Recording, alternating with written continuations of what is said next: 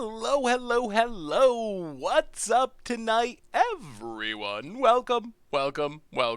Fine Thursday evening to you all. Good to see ya. What is up to Nobis? Mark Krig, Old Man X, Wagnor, Autumnshake, Dismal Token, Nellstone, Mindsensor, Mark Kurug.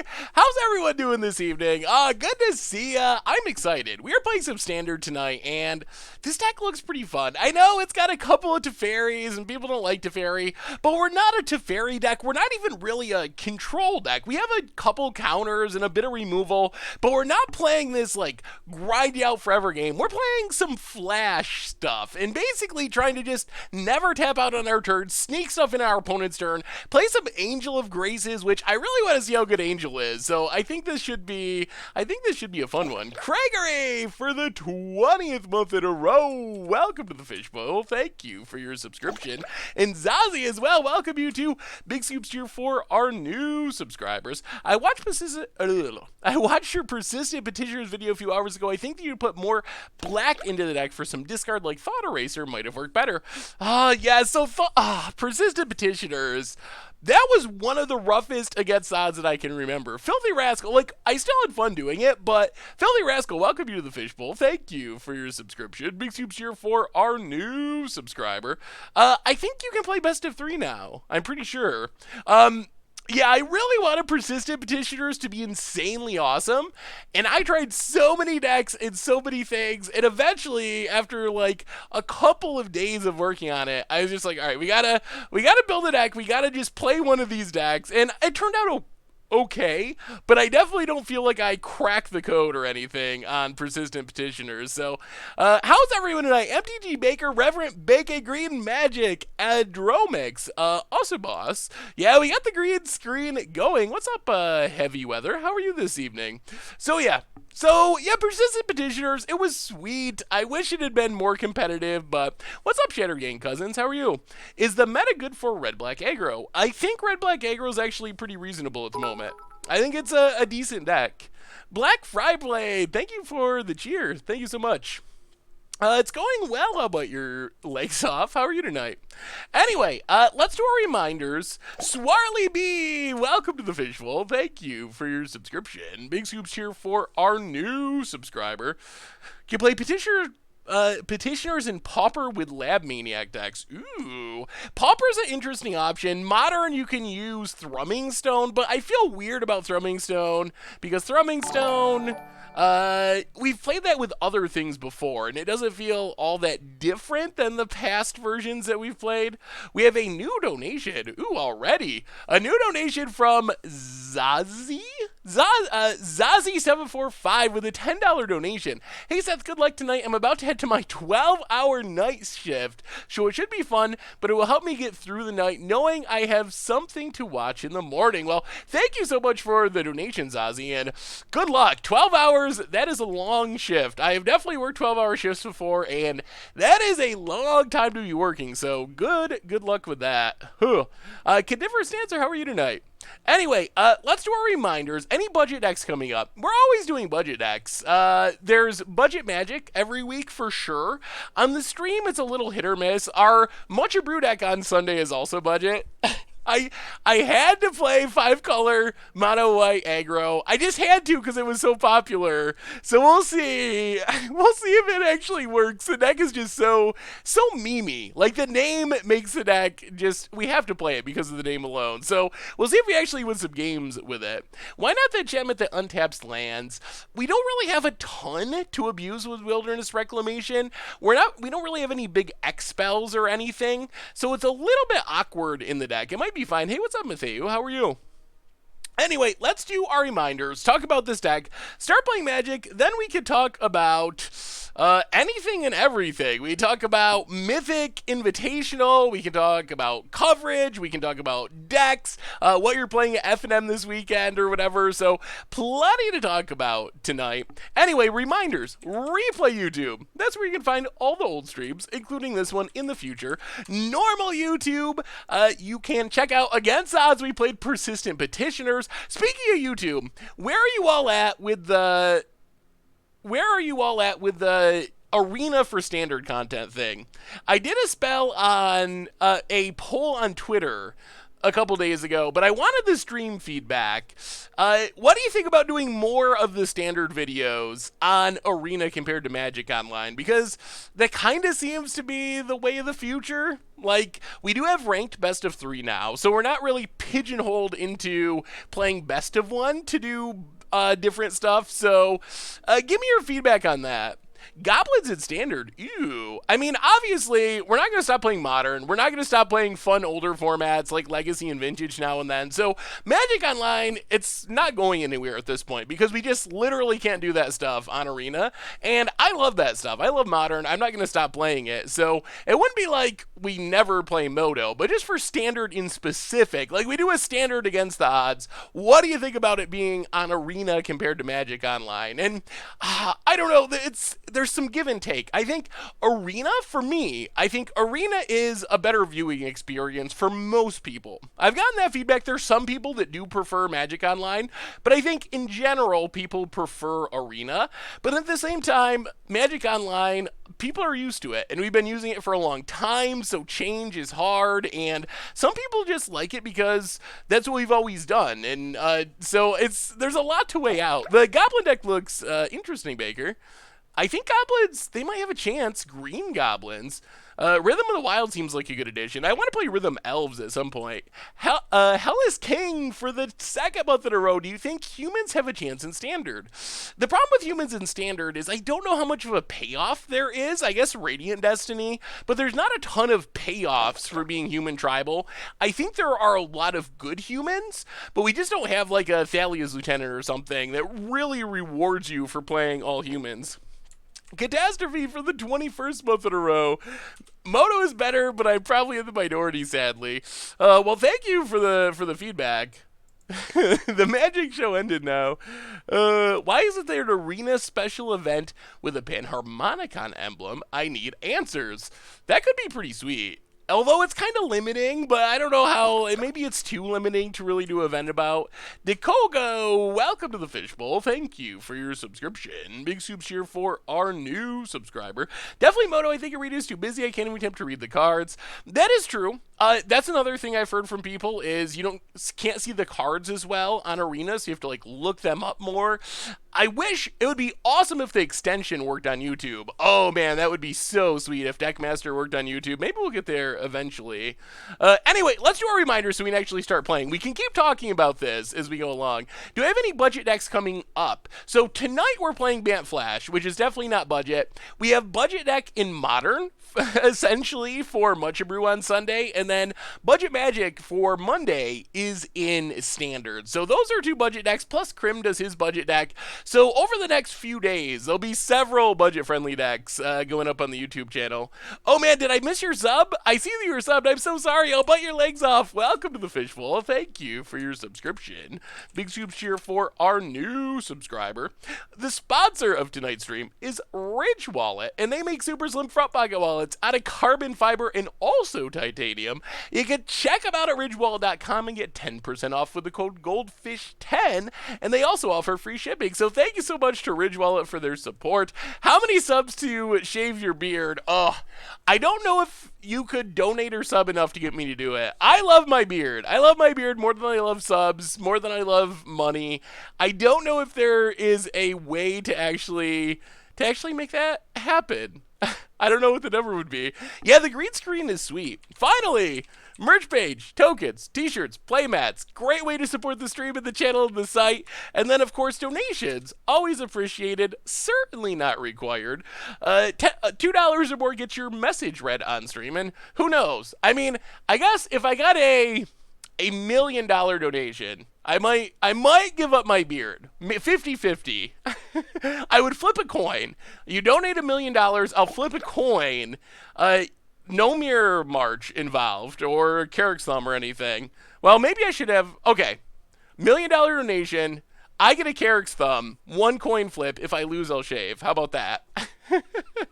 I'll bite your leg off. Welcome to the Fishbowl. Thank you for your subscription. Big Scoops here for our new subscriber.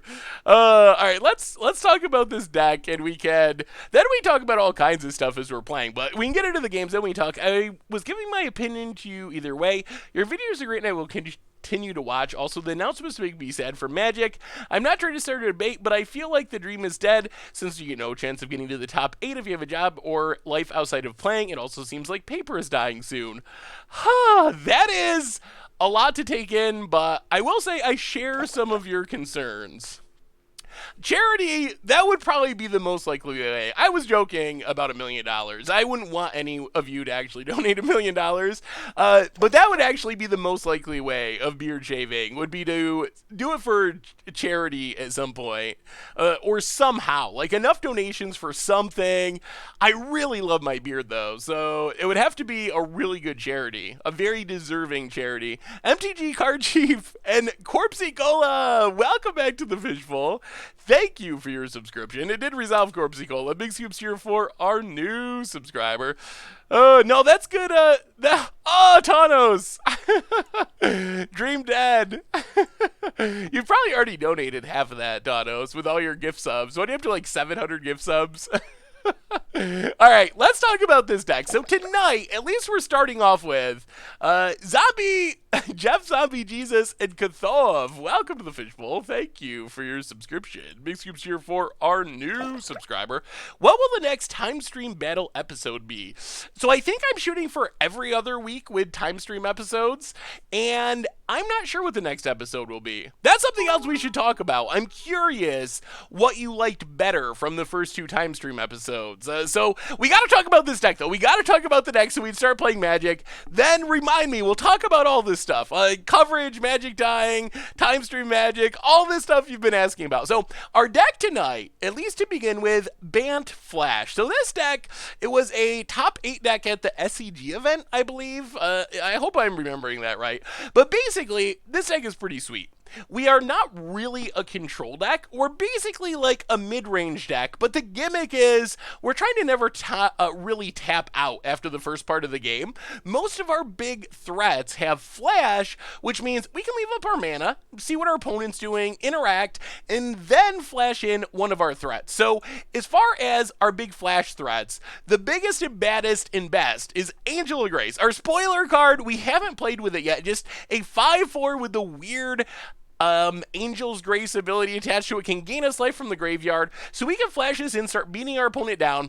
We also have Wrap Compassion Ships Mage, which gives a bunch of our stuff flash. If we have our Wrath out, Teferi has flash, History Benalia has flash, Dovin has flash. Then we have Frilled Mystic, which is another really good flash threat. Just the Mystic Snake countering something along the way. So those are kind of our big flash threats. And like I said, a lot of stuff gets flash if we have Wrath. To back up our flash threats, we have a weird mixture of instants here and there. A couple of counters, a Quench, some Syncopates, some CLOAs for removal, Blink of an Eye for value. Then we have one of my favorite cards in Standard. I really think Depose Deploy is one of the most underrated cards in Standard.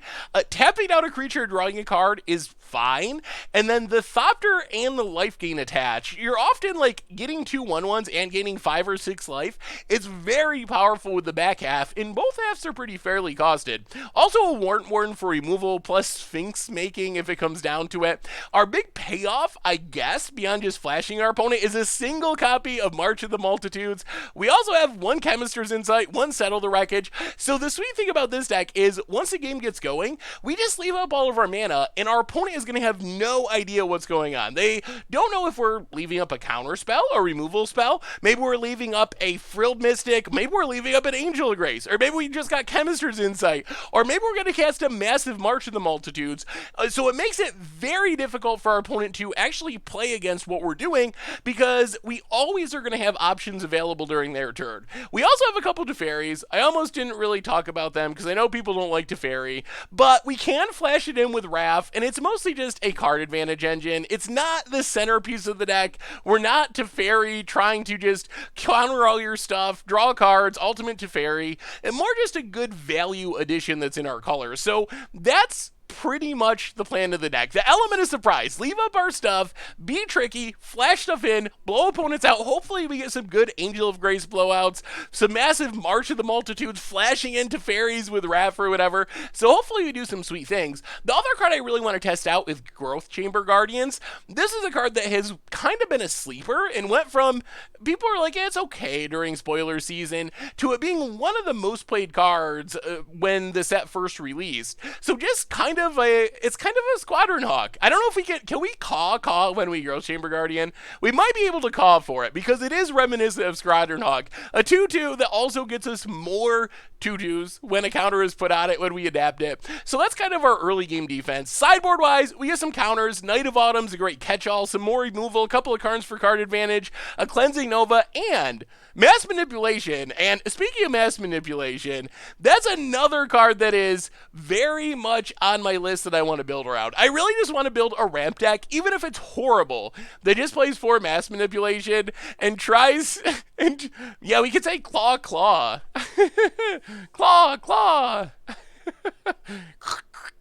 I really want to build a Mass Manipulation ramp deck, though. That's what I was saying. Anyway, that's the deck. We're going to jump into a best of 3 league. The other deck I was thinking about trying, and if we have extra time we might try, is this mono red Phoenix deck, which is really, it's just kind of hilarious. It's sort of burny, but we're not really playing burn spells. Instead, we're playing Gutter Snipes in Electrostatic Fields and Arclight Phoenixes, and then we're just trying to, like, crash through in Warlord's Fury as many times as possible to Gutter Snipe people out of the game. So it's a quick deck to play. I don't know if it's actually that good, but if we get some extra time, maybe we'll try some Arclight Phoenix if we have time at the end. Anyway, let's do Traditional Constructed. Do Bant Flash. Yeah, Manipulation could work really well in the gate deck. That is a good call. All right, Bant Flash, and we're off. Claw. What was? Oh man. Crob Claw. What was the Zoidberg's people at Futurama? Their battle. They would fight. I'm losing it. Crab Claw, something like that. Oh, this hand. 2 tap lands. If we draw land, Magic Gods, land. Croblock? Clawblock.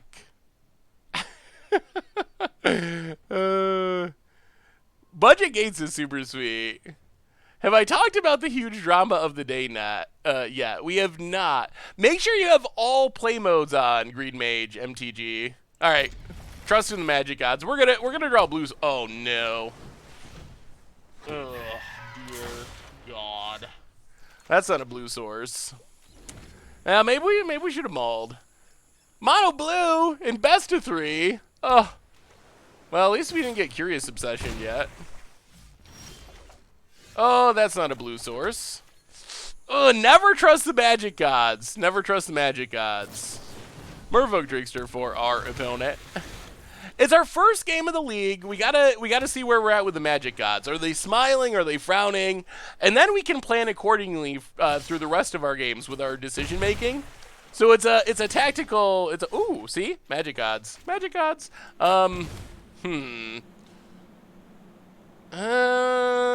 Yeah, let's history. I expect this is getting countered, but it is. Spell Pierce. Okay. Opponents only got... Oh, that's a lot of Tricksters. Sure. We might just be losing to Mono Blue Jank. Oh, Lord. Tempest Shin. Oh, Mono Blue. Well, down to 11. We draw a nice little tap land. Well, okay, Dovin. Make it pop. Oh, I guess we did hit our mana on time, but we were not going to beat this hand on the draw anyway. Opponent. Dovin.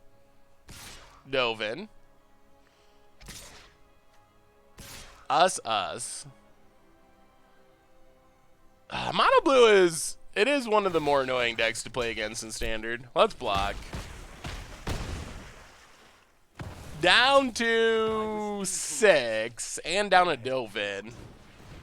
Chart, of course. Alright. Well. Okay. Let's not show our opponent anything else. That was not even close. Mono blue. Mono blue keeps decks honest. I don't know about that. I don't know about this honesty of which you speak. Mono blue just plays a million counters. If you could build a team using one Marvel character... Oh, I am the wrong person to ask this question. I don't know the difference between a Marvel and a DC character. And I've never really watched anime. I have played video games, though. So my team would probably not be very good.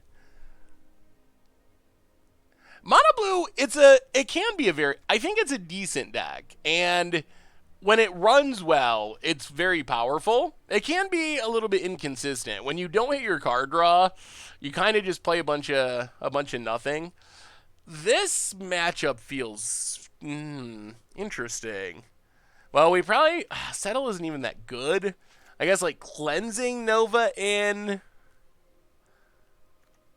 Does Girl's Chamber Guardian even do anything? We can't really... I guess it can kill our opponent. That's kind of something. Probably go down the Wrath. Lyra over...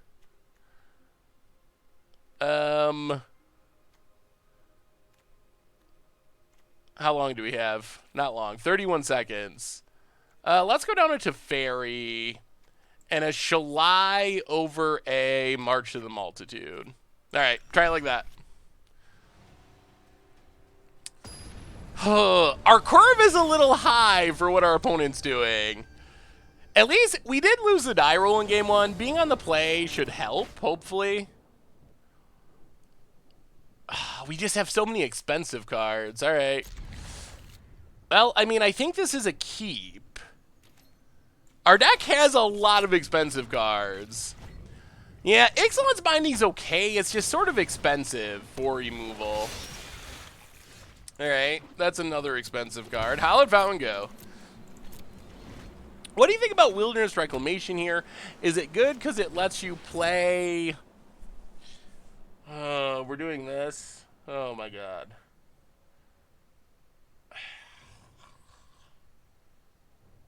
Oh, you know they got protection. They always have something. They got the 3-card combo? They do. Alright. 3-card combo. Achieved. Draws a card.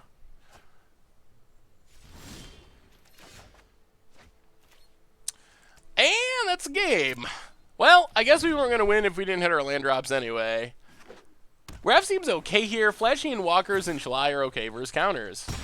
Yeah, I don't think we're ever going to get to the point of casting Wrath or anything else meaningful by the looks. Oh, this has been brutal. Maybe this deck is not very good. All right, well. On to the next one. Maybe Bant Flash is just not a very good deck. Or maybe that's a really bad matchup. Mono Blue is a very small percentage of the meta, so maybe Bant Flash is just not really the deck to fight against Mono Blue. Yeah, let's try again. I would run more counters and run it as a control deck. It is basically standard. I think that is why it makes me cringe whenever I see it. You need to syncopate. They could have paid for syncopate. Do you think Goblin Instigator is good in aggro decks, or should I just run a couple of experimental frenzies? I think Instigator is fine, but you should probably also run Frenzy, depending if you're playing Goblins or something. I mean, our curve, we have Growth Chamber Guardians and early game stuff, but our Mono Blue does not care about blockers, really, and we just draw our expensive stuff. Joey Vegas Bobs, welcome to the Fishbowl. Thank you for your subscription. Big soup cheer for our new subscriber. You needed to syncopate that turn to tap them out, then you counterbounce on your turn. Yeah, maybe that's worth it. I mean, we still would never hit a third land, so all that would have went for nothing anyway, but... Twilight Prophet in Esper. Maybe. Ooh, alright. We actually have 4 lands. I've never been happier to see 4 lands. Alright, well, looks like we're up against control. Hopefully we do good here. We have our flash threats. If we can't beat control and we can't beat aggro, I don't know what we beat. I don't know what. Temple Guard tapped. Pass the turn. Yeah, looks like Esper to fairies. It could be Esper mid-range or tempo. That deck's pretty popular too. Well, Hinterland Harbor, History of Benalia. Do they have a counter? Alright, so this is definitely just Esper control. Good news is Flash is good against control. Being able to flash things in instant speed, this should be a decent matchup for us. And we're really good at drawing History of Benalia's. Ground Catacombs. Wow, main phases a Chemist's Insight.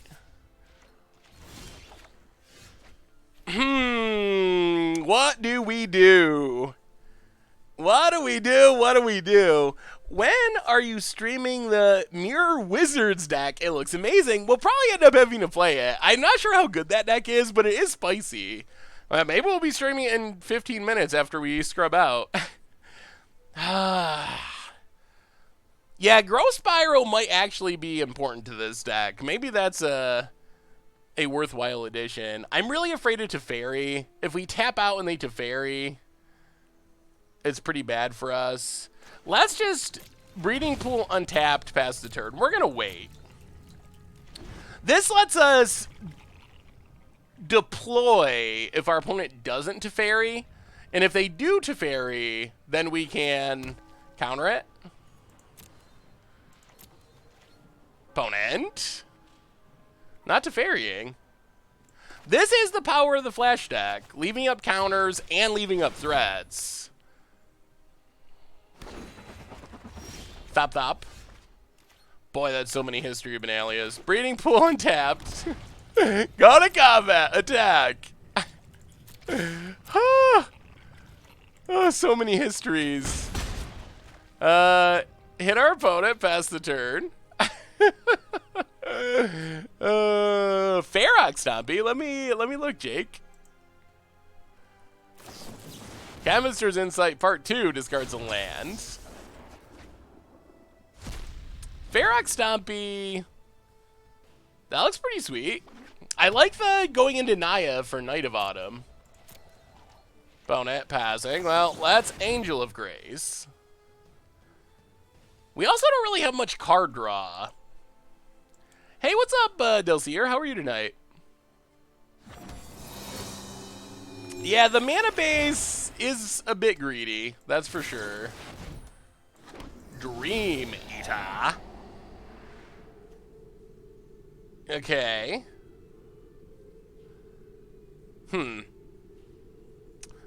That's annoying. Our Angel is better. Yeah, we have drawn all 4 History of Benalias in our top 12 cards somehow. Opponent setting things up, milling a bunch of stuff, bounces our Angel.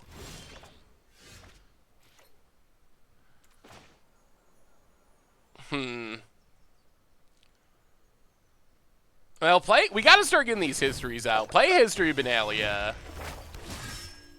Pass the turn. Dr. Love, welcome to the Fishbowl. Thank you for your subscription. Big soups cheer for our new subscriber. Oh, Lord. The nightmares, the nightmares. Bant Lizardfish. Oh, if we had hit a land, we could have countered, but now there's a Teferi, and now we're going to lose. Hold that thought. I don't think I've ever beat a Teferi.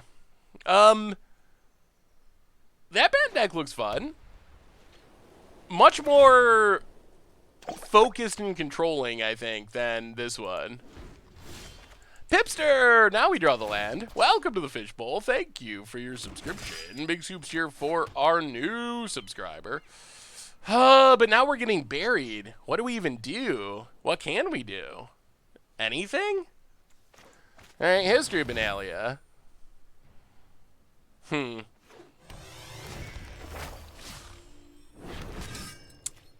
Pass the turn. We got a bunch of knights, but let me see, Sawyer. What non-Crossus card should I upgrade my Bant climb deck with? Opponent's wrathing. Oh, we are so done. 1, 2, 3, 4.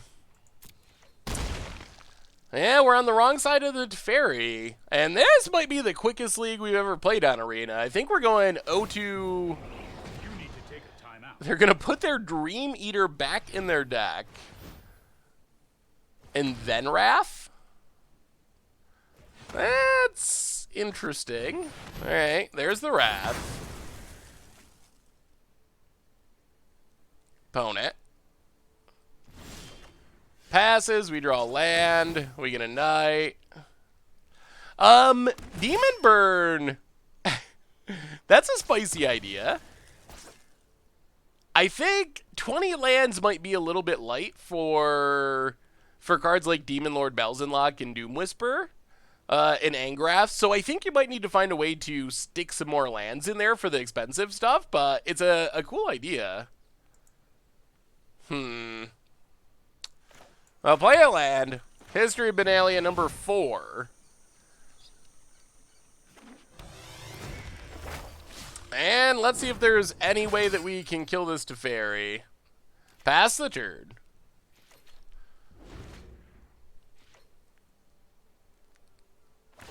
Opponent draws a card. Dream Eater coming.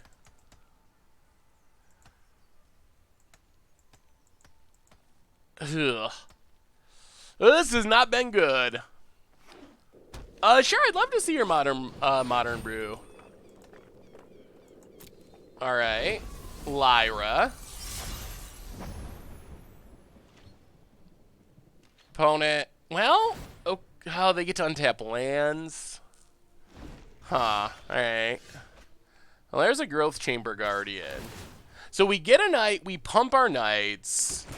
We gotta try to kill Teferi. That's the only thing that really matters. Go to combat. Attack Teferi. Attack Teferi. Opponent.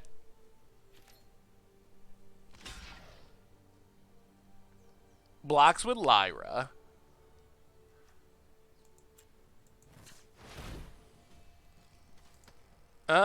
Let's warrant Lyra.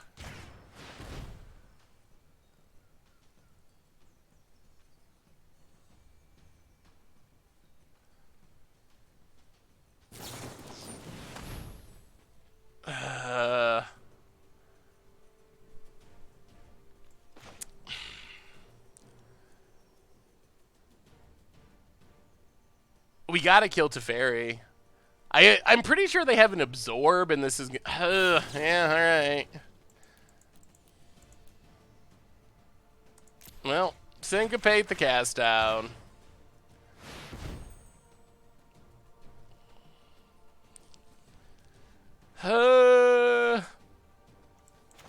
Any chance? Any chance, Magic Gods?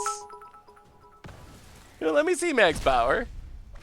Yeah, we don't have a choice. I mean, we gotta get rid of it. It's too good to. Our opponent's already drawn what, like 3 cards and tucked a card. All right, temporarily alive. Teferi down. That's good. Oozing adaptation. More Caius Ras. Opponent is. All right. Well, I guess it's time to go to the sideboard and bring in some counters. All that work for nothing. Yeah, opponent untaps their lands. We draw land. We pump our non-existent knights. Well, Glacial Fortress, Growth Chamber Guardian. Adapt Growth Chamber Guardian.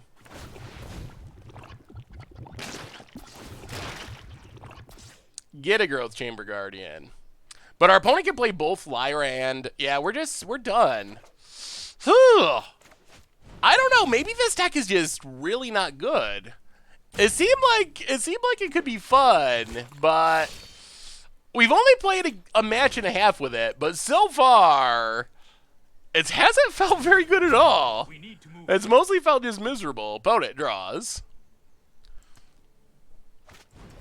Search for Skanta. That's gonna flip.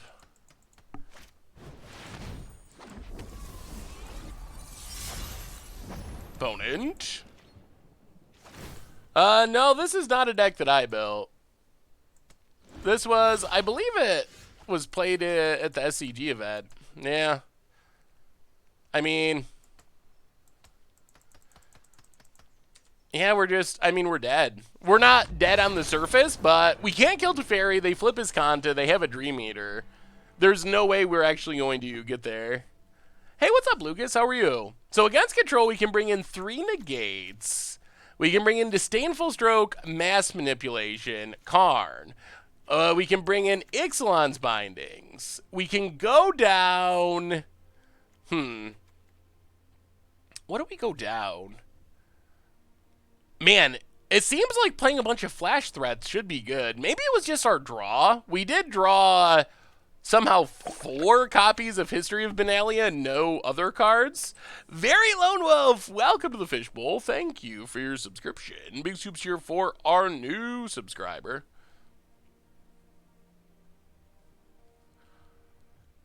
I mean, this deck, it did well at the SCG event over the weekend. So I had some hope that it was good, but it hasn't played well so far. But our sample size is just super small. Well, I don't know what chance we have other than to bring in some controlling spells. I don't think I don't know what other option there really is, honestly. We can go down Shalai.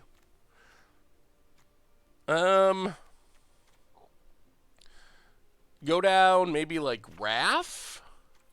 Oh, we're gonna run out of time, aren't we? Gotta cut 5 cards. Go down a couple Sealaways. I guess some Depose deploys. All right. I guess that's what we gotta do. We're gonna run out of time. Horror Show looks fun. If you can get down Hunted Horror and flip Thing in the Ice to bounce the tokens, that's kind of a sweet combo. All right, we're on the play. Well, we got magic cards. Oh, these tap lands. This is one thing I've noticed in Ravnica Legion Standard, is because most decks, 3-color decks, are playing roughly an equal split of the check lands and the shock lands. When you get hands like this, where all 3 are the tap lands, it's so brutal. Might as well just play Guild Gates. Actually, Guild Gates would be better. Fatal Pushes. Welcome to the Fishbowl. Thank you for your subscription.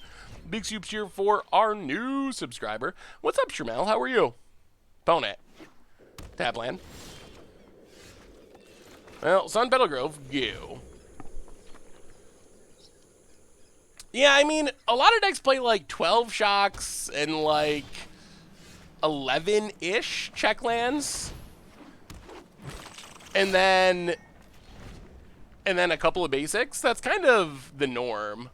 Do you know when Commander Clash will start up again? So I believe we are recording the first episode of the next season this coming week. And then it will be going up the following week. At least that is the plan, as far as I knew. Hit our opponent, pass the turn. Yeah, that is an upside of playing 2 colors. What do you think of Temur Pod in Standard with Rekindling Phoenix? Actually, I think that deck is sweet. And there may or may not be a Goldfish Gladiators feature yet coming out in a few hours. Because I actually think that's a fun and pretty good build of Pod. All right, get a Growth Chamber Guardian. Untap. I'll go to combat. Attack. Hit our opponent. And,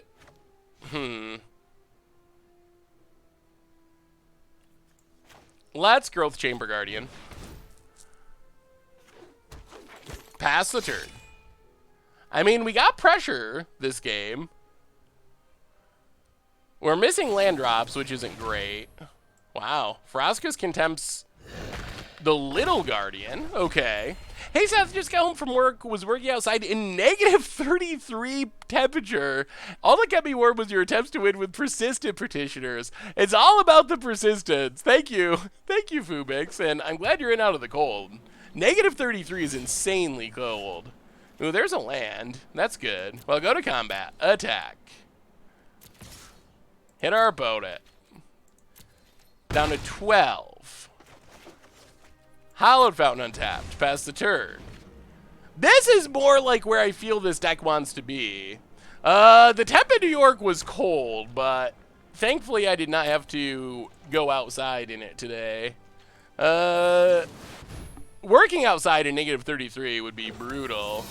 I feel like Petitioner should be tested in Pauper, not Standard. There's the Dream Eater. Opponent. They love their Dream Eaters, I gotta say. The bad news for our opponent is this means we get to play Teferi and start drawing cards with Teferi. Opponent. So now we're the ones with the Teferi.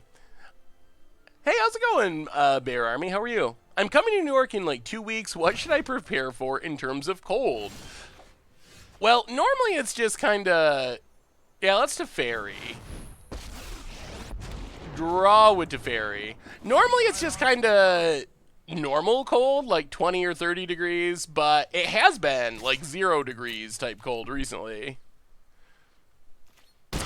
Yeah, Teferi is pretty good. It might be too good.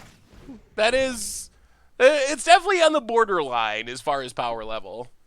Oh, so did you? No, our opponent flashed in Dream Eater. Opponent Thought Erasers.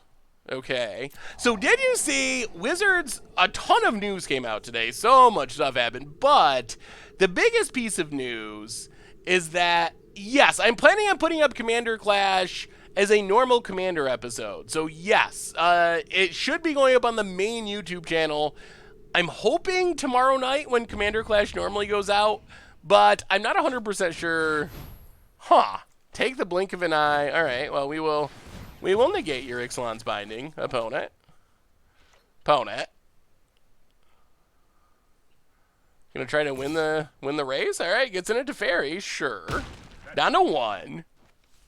We might be winning this. So we get to draw with Teferi. Yeah, I don't even know why our opponent did that, but it definitely will be going up as an episode. Go to combat. Get in with Growth Chamber Guardian. Hit our opponent. 1, 2, 3, 4. Untap. So 4, untap, untap. All right, so play Hinterland Harbor. Play Karn. Take up Karn. This is went a lot better compared to last game. Get a land. And now we get to still leave up a Frilled Mystic. Untap, untap. Go ahead. Oh, so there was a lot of Magic news to come out today. The biggest piece, and there's a whole bunch of it. I'm going to say here for the entire stream this time. Hey, awesome. Awesome, dude. The biggest piece of news is Wizards is doing a separate ban list for Best of 1 on Arena. So they are going to, it's going to basically be its own format. It is going to be its own format. We will meet again. No, I wasn't trying to tease it. This is Best of 3. So that's pretty interesting.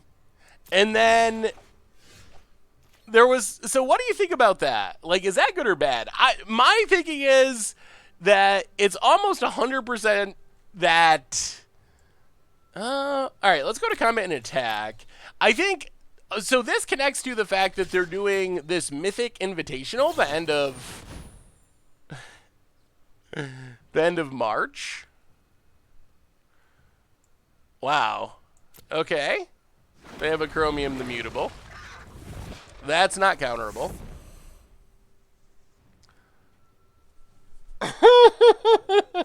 Really? What are the chances? Well, let's take up Karn. They're doing a Mythic Championship at the end of March, which is going to feature Best of One essentially. So we get another Angel of Grace. Well, Hallowed Fountain untapped. Play a Growth Chamber Guardian. Pass the turn. Spikes Cafe, welcome to the Fishbowl for the 1-year resub. Thank you for your subscription. Did you pay the one? Did you pay the one? Oh, we did not pay the one. Big scoops here for our new subscriber. So I expect that we're going to see best of one bannings. You keep throwing games. I'm confused how we threw this game. Should we have not attacked? Chromium is not a card that's really commonly played in this whole game. Opponent gets in. And then the Mythic Championship, it's going to be best of one where each player brings 2 decks. If I'm understanding this right, best of one, each player brings 2 decks. The first game is random decks, and then after that they have to play different decks, and technically you do 3 games with those 2 decks. It's going to be interesting. What do they ban for? So my guess would be that Nexus of Fate will be banned in best of one in the near future. The Funky Hobo for the 2nd year in a row, 24-month resub. Welcome to the Fishbowl. Thank you so much for your subscription. Big soups cheer for our new subscriber. All right, go to combat, attack. Opponent.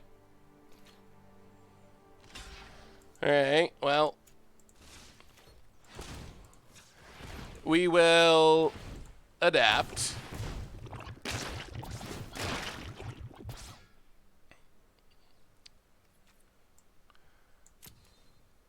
Get a Growth Chamber Guardian. Kill Dream Eater.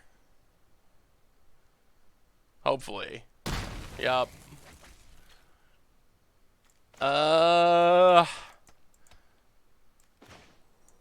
Play Breeding Pool untapped. Pass the turn. No, Conquest in Hearthstone is different. At least it has ways to mitigate bad matchups. So what do you think of that? Disappoint some streamers, absent from the Invitational. Yourself and Jeff included. Yeah, the invitations, I'm not surprised that I wasn't invited, and I'm very okay with it. I'm not actually a huge fan of traveling, and I don't really stream that much, and it seems like... Wow, this is main phase?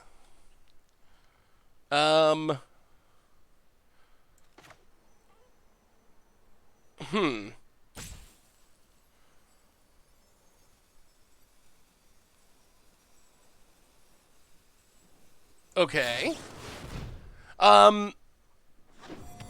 Yeah, I don't know why they're doing that main phase, but that's fine.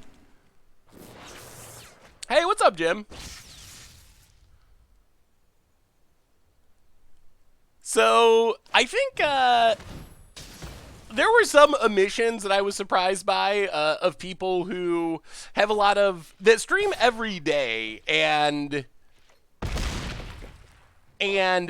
have very large viewerships and didn't get invited. Those were the people that I was most surprised by. Are we actually just dead here? But yeah, I mean, it should be an interesting event. The format to me, I don't know. It'll be for science. That's how I'm treating it. On paper, I don't really like best of one that much anyway. And I don't know if the 2-deck thing really solves anything. So I'm kind of skeptical about the format actually being good. But, I'm willing to... I guess we just... Man, I think we're going to lose this game. So I'm skeptical of it, but we'll get to learn a lot. Maybe there's $1 million on the line.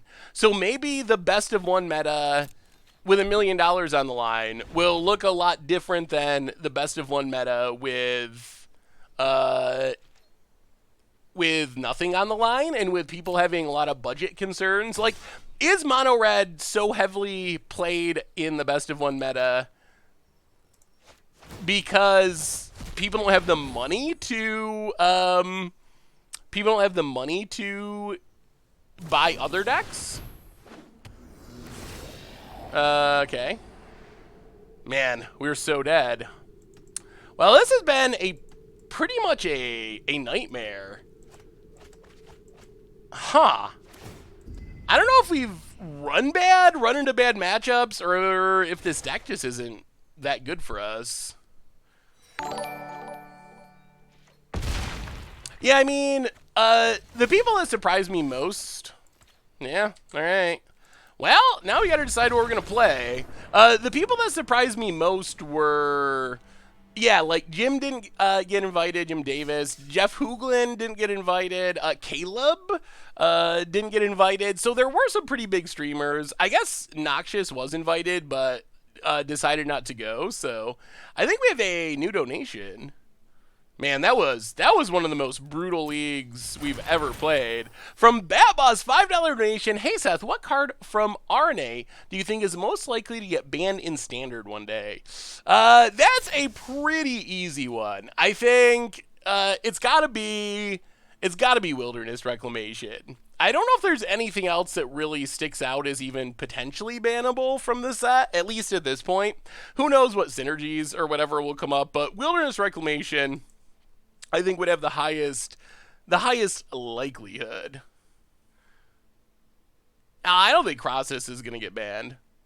Jeff was not invited. Unless he was invited afterwards and refused. But he was definitely not invited initially. Bant counter creatures. Ooh, that looks like a fun modern deck. Frilled Mystic and Mystic Snakes, just all the Mystic Snakes.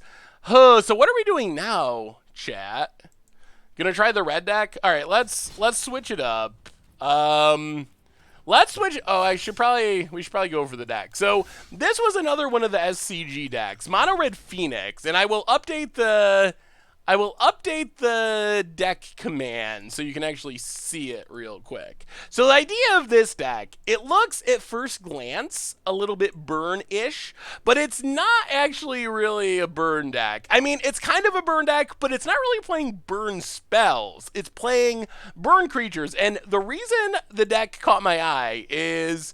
And I think this came in like 40-something, 44th maybe at the SCG event this weekend. But the reason it caught my eye is Gutter Snipe is one of the cards that people ask me about most. People love them some Gutter Snipe, and there's so many decks that people are like, oh, why don't you play Gutter Snipe? Why don't you play Gutter Snipe? And I usually say, well, it dies really easily, and I haven't found it to be that good. Well, this is a Gutter Snipe deck. We are trying to play, we only have 4 creatures. Electrostatic Field, 1 damage when we cast instant or sorcery. Gutter Snipe, 2 damage to each opponent when we cast an instant or sorcery. So those are our damage creatures. Then we have Runaway Steamkin, which gives us like this kind of storm combo almost when we cast our cheap spells. And then Arclight Phoenix to get in damage in the air. So those are our creatures. As far as our spells, we're playing a lot of janky cantrips. Crash Through, Warlord's Fury, essentially just 1 mana, draw a card, trigger your Gutter Snipe, trigger your Electrostatic Field, grow your Runaway Steamkin, hopefully get back your Arclight Phoenix. We do have shocks. We have 1 Lightning Strike. Tormenting Voice is our main way to get Arclight Phoenix in the graveyard. Also Skewer the Critics for a little bit more damage. Skewer and also Light Up the Stage are 2 Spectacle cards. They're pretty sweet with both Gutter Snipe and Electrostatic Field, since if we cast a random Crash Through or something with one of these creatures out, it's going to deal damage to our opponent, turn on the Spectacle cost, and let it cast it for 1 mana. And that's basically the deck. We're hoping to play our creatures, cast a bunch of really janky red cantrips, and hope that adds up to our opponent being dead. So that is Mono Red Phoenix. It can't be worse than what we just experienced with Bant Flash. And Bant Flash, I think we will probably end up revisiting it at some point, because I feel like there probably is a good one. I think we ran a little bit poorly. Maybe we mulliganed poorly. So I don't think the deck is as bad as it looked there, is what I would say. You have a deck idea for me, the Doctor? So let's give Mono Red Phoenix a shot. Sideboard is just more burn spells for the most part. Chain Whirler for go wide matchups. Vance's Blasting Cannon's Banefire for control matchups, and that's the deck. It's kind of almost Storm-ish. Is Electrodominance Wilderness Reclamation a thing? It's not a thing that I've seen competitively, although if you can figure out something good to cast off Electrodominance, it's definitely a thing that you could do, and it could probably work.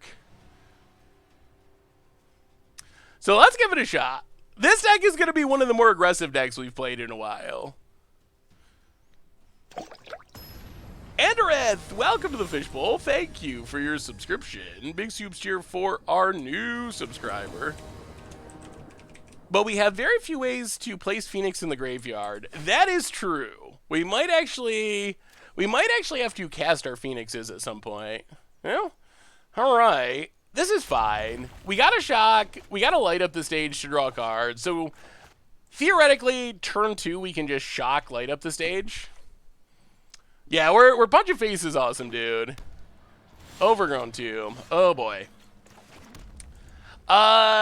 So one thing about this deck, it does not actually have a clean answer to Wild Growth Walker. We got to try to double shock it before we sideboard. So hopefully they don't Wild Growth Walker. That would be bad. Ooh, there's Gutter Snipe. Do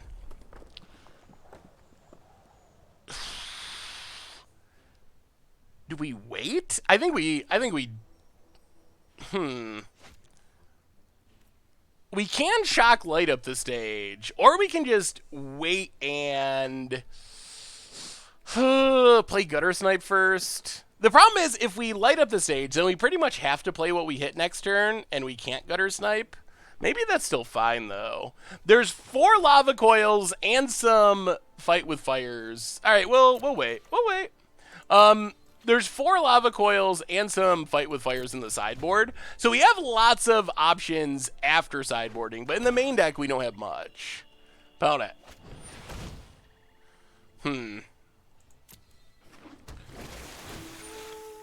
Well, now maybe we just gotta shock that, actually. Yeah, we better. Let's shock Jade Light. It can get... Yeah, there's another one. Well, at least there's no Wild Growth Walker at the moment. Shock him. Well, it's Gutter... Snipe time. Snipe number 1. Let's see if Gutter Snipe can actually prove its worth. Hey, Seth, my first Twitch subscription. Keep up the good work. Enjoy your content for a while now. Thank you so much, Andareth. All right, Chupacabra. Boo and Hiss. Man, I'd love to get this Phoenix in the graveyard. Well, let's just Phoenix attack. Do it the old-fashioned way. Get in with Phoenix. Hit our opponent. Yeah, this one is definitely sweet. There definitely could be some tuning involved with getting it. Oh! Oh, that was the top deck we wanted to see least. Oh, boy. All right. Oh, and more Explore creatures. Well, this is going to be hard now. That is not what we wanted to see off the top of our opponent's deck. Ooh. Runaway Steamkin is interesting.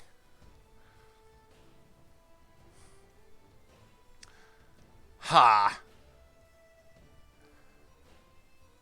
So we know our opponent's drawing an Explore creature. 1 card in hand. We can block with Arclight Phoenix. Alright, let's play Runaway Steamkin. Crash through. Draw a card.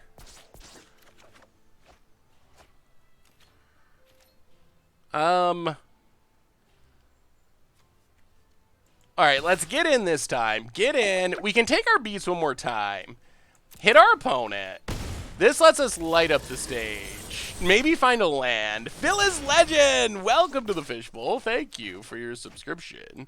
Big soups here for our new subscriber. All right, pass the turn. If we have some card draw, next turn could be pretty sweet. Because we're going to have, I mean, assuming these Steamkins live. Seeker Squire, okay. Yup.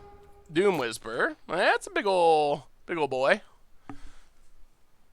Naya Hero with Precinct 1. You hate this deck? It's super fun. Are you invited, bro? Would it be fair if you're going to go and get 250k? Huh. What is our opponent representing? I really want this Steamkin to live. Let's take our beads. Painful beads, but they might have Moment of Craving. And I don't really want our Steamkin to get craved. Alright, find Finality. Gets back the Dorks. Well, alright, here we go. So, Runaway Steamkin. We don't have much card draw, though. Runaway Steamkin. Remove the counters.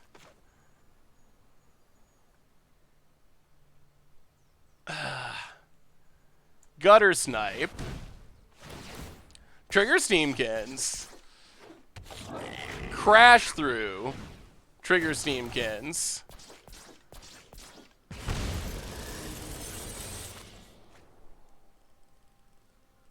Shock. Man, we're so close to hitting this Wild Growth Walker. And yet so far away. Oh, what do we do?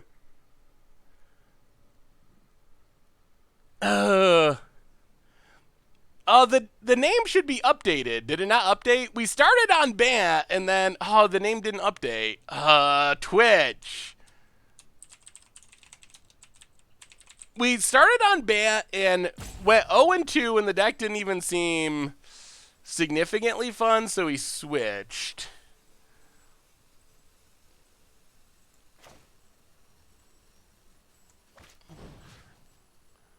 Well, shock our opponent.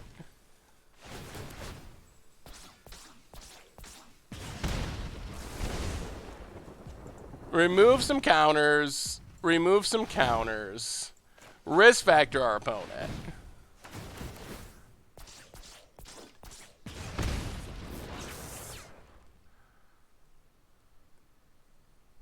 Opponent. Takes it to 11. If we attack with everything, 3, 4, 5, 6, 7, 8. If we hit Seeker Squire, 3, 4, 5, 6, 7, 8, 9, 10, 11. All right. I mean, I think this is actually game.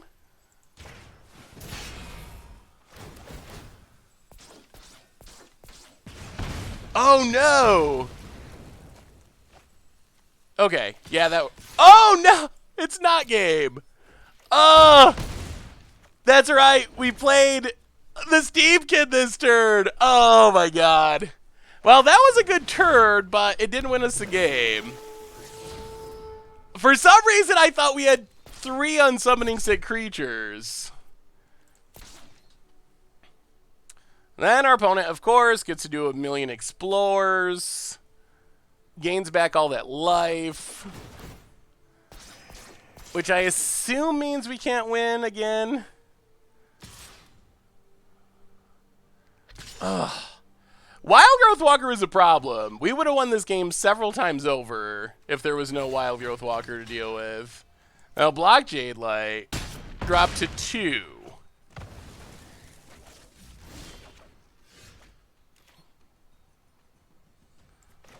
Risk factor.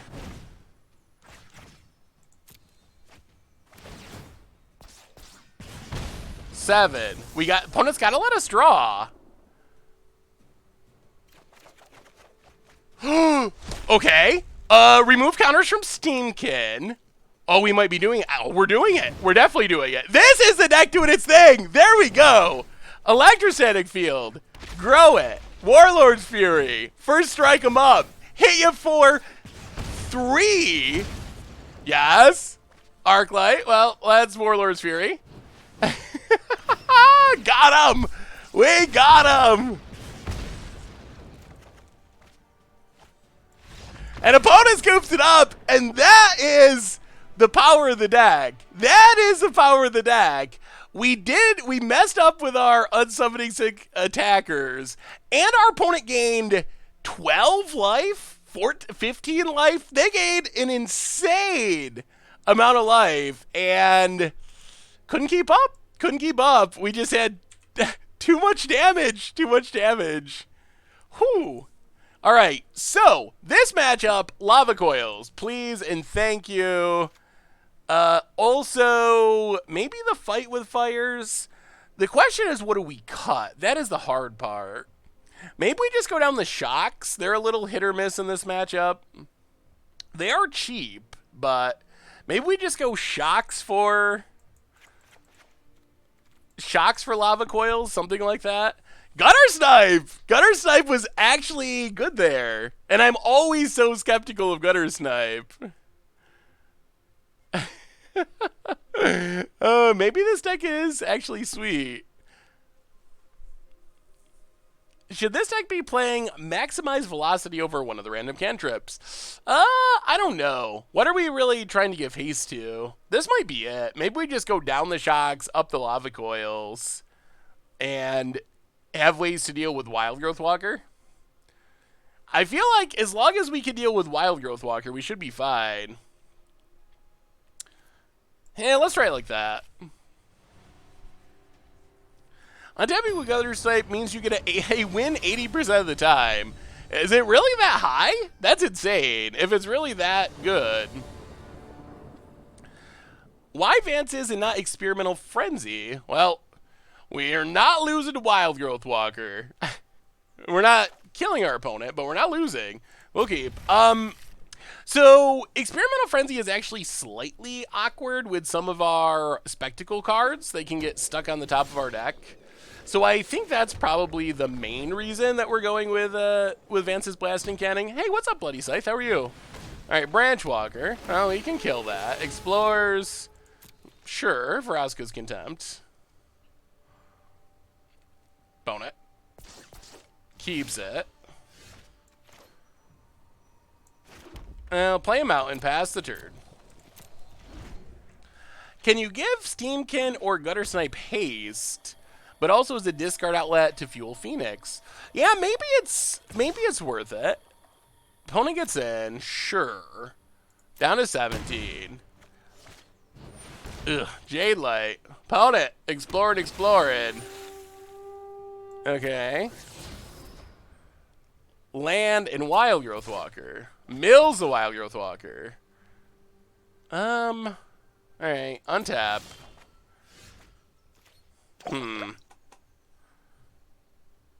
Ugh. Alright, kill Jade Light. Play a Mountain. Pass the turn. Mono Green Stoppy for the 16th month in a row. That's an awful lot of red spells if you got over to the dark side of Arena. Hopefully not. This is not burn. This is a spicier take. Opponent's keeping all their Vraska's Contempts. Gets in. Down to 14. We draw a Skewer the Critics. This is actually pretty awkward. I mean, I guess we can just keep killing things? I guess that's what we gotta do.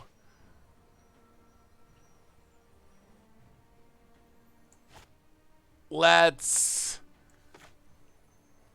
do we use Lava Coil?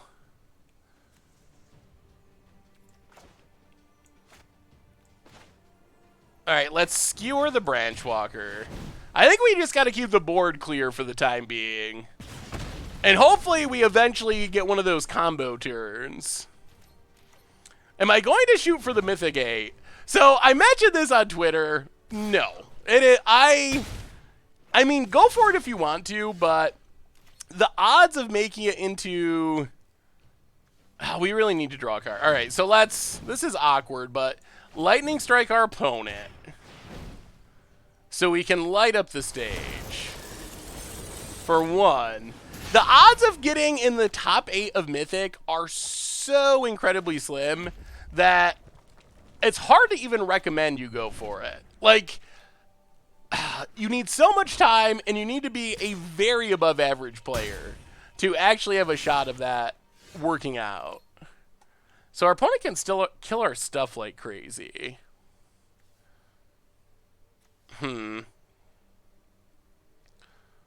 Well, let's play the mountain. Play a steam kid.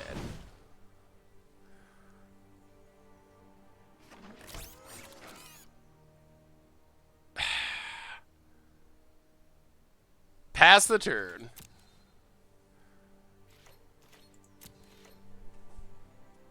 So they're doing this invitational tournament for Arena with all the top pro players, and also the top 8 ranked people on Arena get in.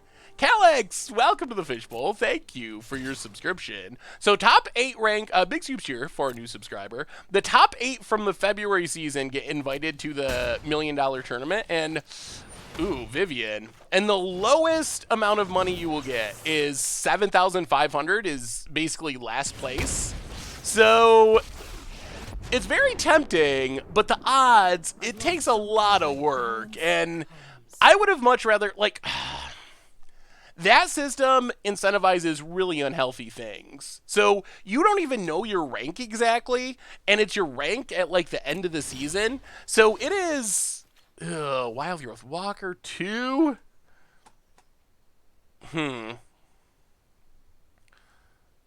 Oh, so awkward. Yeah, getting Phoenix in the graveyard can be tricky.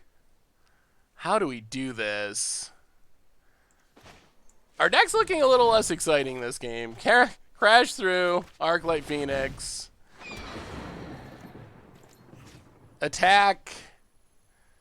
Yeah, I guess we gotta go after Vivian. We do need to kill Vivian. Hit Vivian. I would rather see them... so it incentivizes you at the end of the season to play like 24 hours a day, quit your job, quit school, and you're not even sure that how accurate your rank is in real time.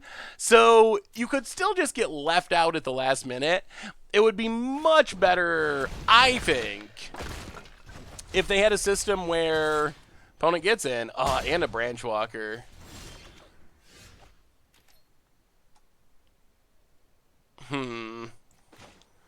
I'll play Arclight Phoenix. Attack a Vivian. Most wounds can heal.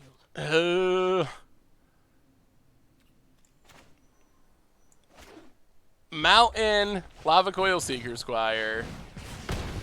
We're fighting and clawing. I would much rather see a system where the top 200 people or something played a tournament, and then they could have a tournament and have coverage for it, and it'd be really exciting because the winner is guaranteed a minimum. The top 8 actually would be guaranteed a minimum of $7,500, and they would have a chance for the grand prize. So I think that would be way better, and it wouldn't as much force people into really unhealthy play patterns.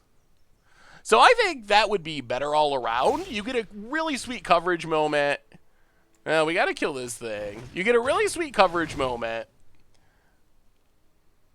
You incentivize a healthier lifestyle or gameplay lifestyle. All right, attack. Well, I mean, we're staying alive. We're not really... Ugh, cast down? Ugh, okay. Well, I guess we're kind of staying alive. So I think that would be better all around. Hey, thank you, Muldog. Yeah, I like the new camera setup as well. How do we get out of this? I don't think we do. We're too far behind. We got one Phoenix in the graveyard. Risk factor, our opponent gets rid of it.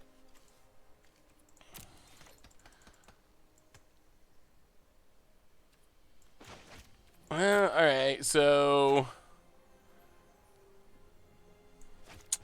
Yeah, we're going to need a really lucky chain of events to get out of this. We'll see. I did not get asked to play in the Invitational, which I'm very okay with. I'm not a big fan of traveling, honestly, and if you look at the people that were invited, it was mostly, hey, what's up, Downright Fierce?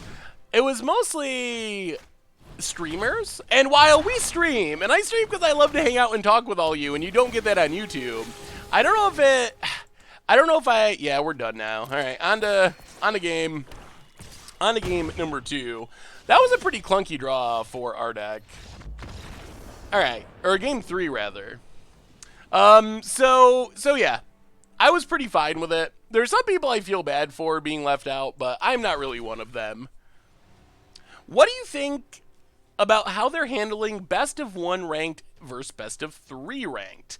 So I think their system that they're going to have is going to be good. The system that they're going to have is, in best of 3, a win gets you +2 wins, essentially, and a loss gets you +2 losses. So I think that that's actually a pretty good way of doing it.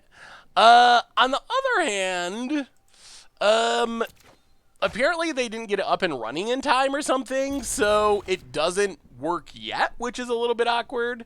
So that's a little bit disappointing that we're going to have to wait another couple weeks for it to actually work. I definitely feel like, and I still feel like, Wizards does not really want to support best of 3 on Arena. They made that pretty. That's the other thing from today, and I want your thoughts on this. So they actually posted about the changes in best of 1 being the format. They actually posted and said basically, best of 1 is too complicated or something like that for new players. It's too complicated, too complex to pick up. What do you think about that argument? Is there any truth to the argument that best of 1 is too complicated, too convoluted for players? No, I'm saying that very backwards. Best of 3, sideboarding is too I can't remember their exact terminology, but basically sideboarding is too complex, too hard for people to pick up, so that's why they need to do best of 1. I think I said that very backwards. The funny thing is, then they replace it. Can we attack here? Do you think our opponent will block? Let's not risk it. They could block. Let's just Warlord's Fury first. I wanted to get in the free attack and then light up the stage, but our opponent blocking there would be pretty bad for us. Get in with Steamkin. Hit our opponent. Yeah. But then the format they switched to requires you to learn 2 decks, which actually seems a lot more complicated to me. Like, learning 2 independent decks, I think, sounds a lot hard. Oh my goodness. We might be able to kind of go off here. Can we go off here? So play Electrostatic Field. Well, we can try. Play Electrostatic Field. Counters on Steamkin. Remove mana from... This is where the deck is so fun. Remove that. So 3 mana. Gutter Snipe. Counters on Steamkin. Remove the counters. Crash through. Deal 3 damage. Grow our stuff. This is where the deck feels like Storm Combo. Yes. All right, that's another skewer. Oh, we win here. We just win. Is this a turn 3 kill? Oh, maybe it's turn 4. Yup, damage. Give us some cards. Thank you very much. Remove the counters. Play a Steamkin. Yeah. Oh, remove the counters. Lava Coil your Brontodon. Oh, this deck is so fun.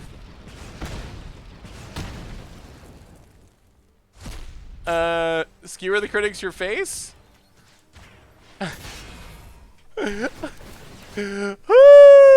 Got him! We got him! One more for the road. How do you like us now, Golgari, you and your wild growth walkers? Oh, man. Well, this deck can deal a lot of damage out of nowhere.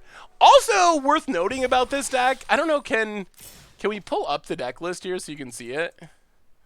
Here, let's go back to the deck list. But the other thing worth noting about it is I think it's really cheap on Arena. 4 Mythics in Arclight Phoenixes, 2 rares in Risk Factor, and 4 rares in Runaway Steamkid. So main deck is 6 rares and 4 Mythics. Not bad. Not bad. Pretty inexpensive. Well, let's see if we can do that again, because that was spectacular. Once you get the Steamkins going, the deck feels absurd. It's so insane when you have multiple Steamkins going. It is just the best. Before we jump into our next round, a quick reminder that the sponsor of tonight's stream, Bridge Wallet, they make super slim front pocket wallets out of carbon fiber and titanium. You can check them out at ridgewallet.com and get 10% off with the code GOLDFISH10. And they also offer free shipping, so thank you so much to them for the support. Sideware is more rares. I played the deck since Hooglin played it. You can cut the Phoenixes in best of 1. Phoenix is sweet. Yeah, you probably can cut them, though, in best of 1. When I play Blood Moon in this deck, oh, Lord. If Blood Moon was in Standard, I think it's a 4 of in every mono-red deck. It's just, standard decks are not built. I mean, maybe the metagame would adapt, and it would have to adapt, but yes, I think it would be insanely good. Yeah, alright. 4 lands is a lot, but we do have a risk factor. Little slower than we're hoping for, but we'll see. We'll see. Mountain go. Bone it. What are they up to? Cliff top. Ooh, another mountain. That's a few more mountains than we were hoping for. If you want, the deck list is here. I need to figure out a way to get the deck list on the screen. All right, land and gutter snipe.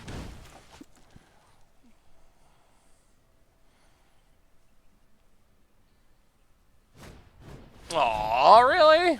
Really? Syncopate. Opponent.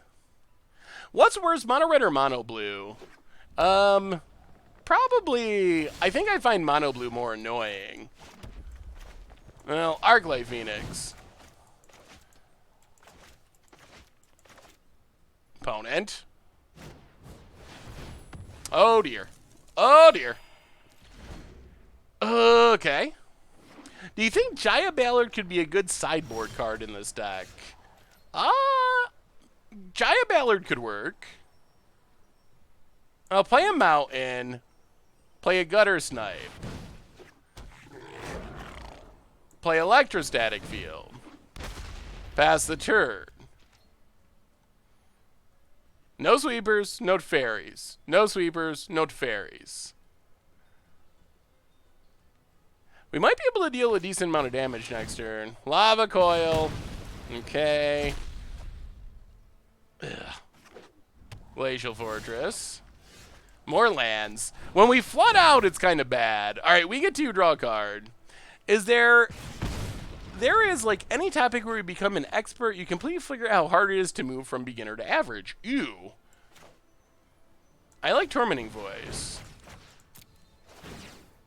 Ping our opponent.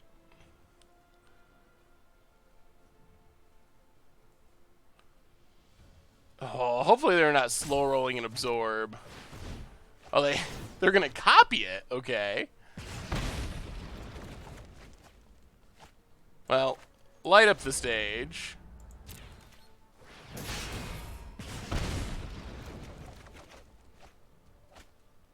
Huh.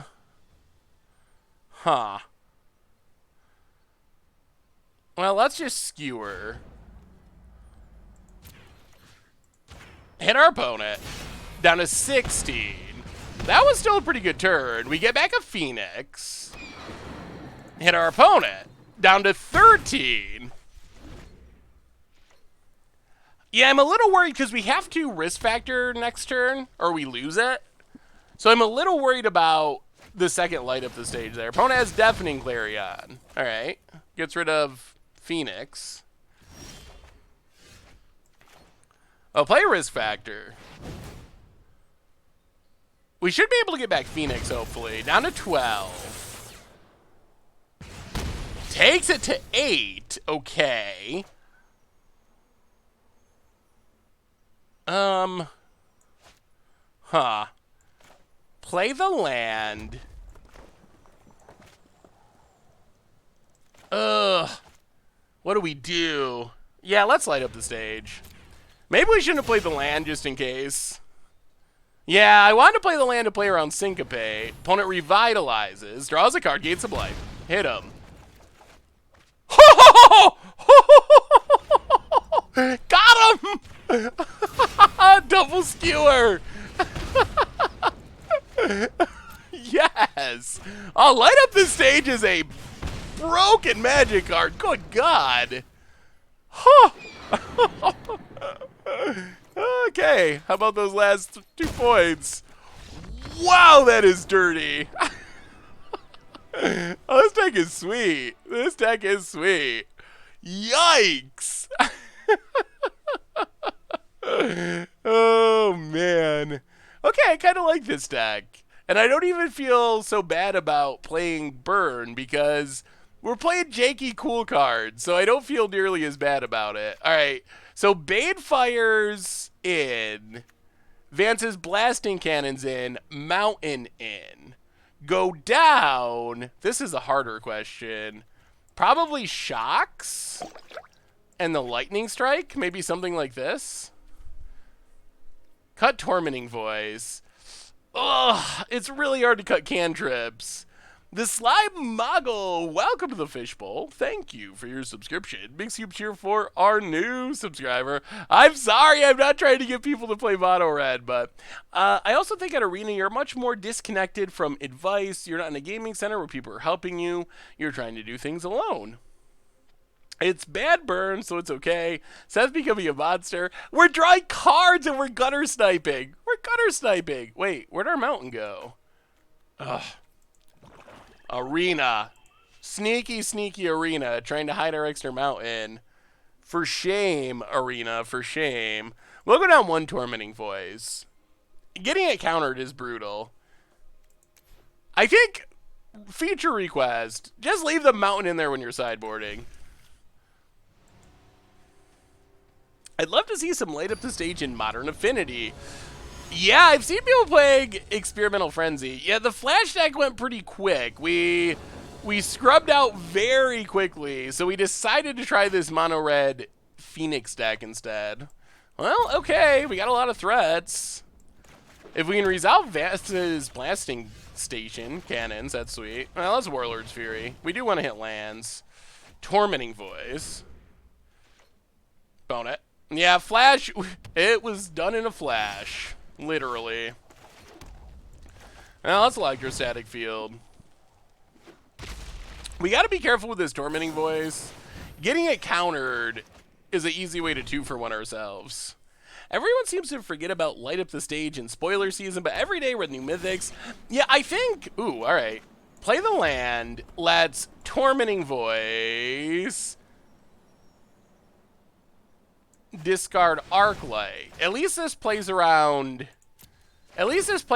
Syncopate.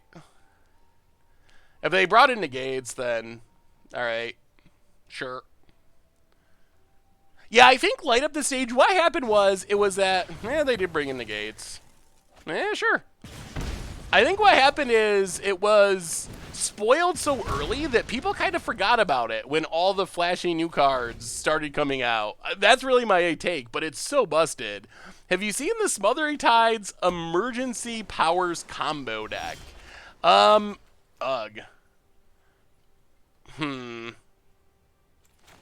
Well, let's Gutter Snipe. Pass the turn. No to fairies. No to fairies. Opponent revitalizes. If we can get down these blasting cannons, life would be better.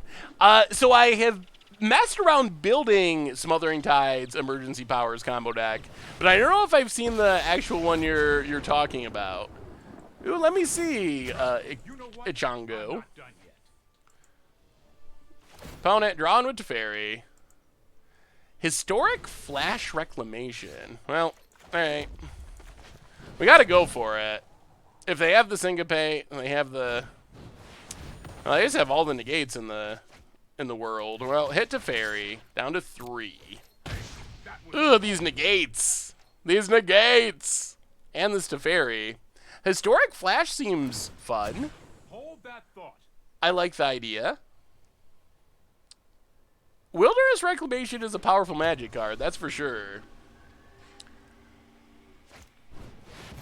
Ugh, Cleansing Nova. Teferi.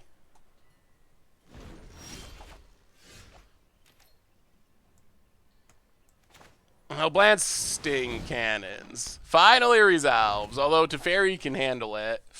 Ugh, I don't know. Not feeling super confident about where we're at the moment. Opponent draws with Teferi.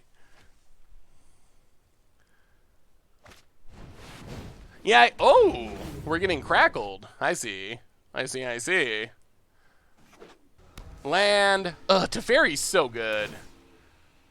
Maybe this deck could be Izzet, just have counter spells. I wonder if that's worth it.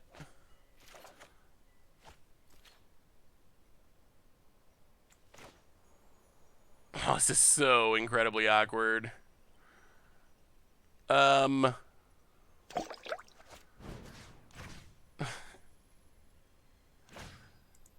Skewer our opponent. None of this is good. TikTok Gaming, welcome to the Fishbowl. Thank you for your subscription. Big soup cheer for our new subscriber. I mean, the mana's good enough that you could do it. Did you try Persistent Petitioners with Frenzy?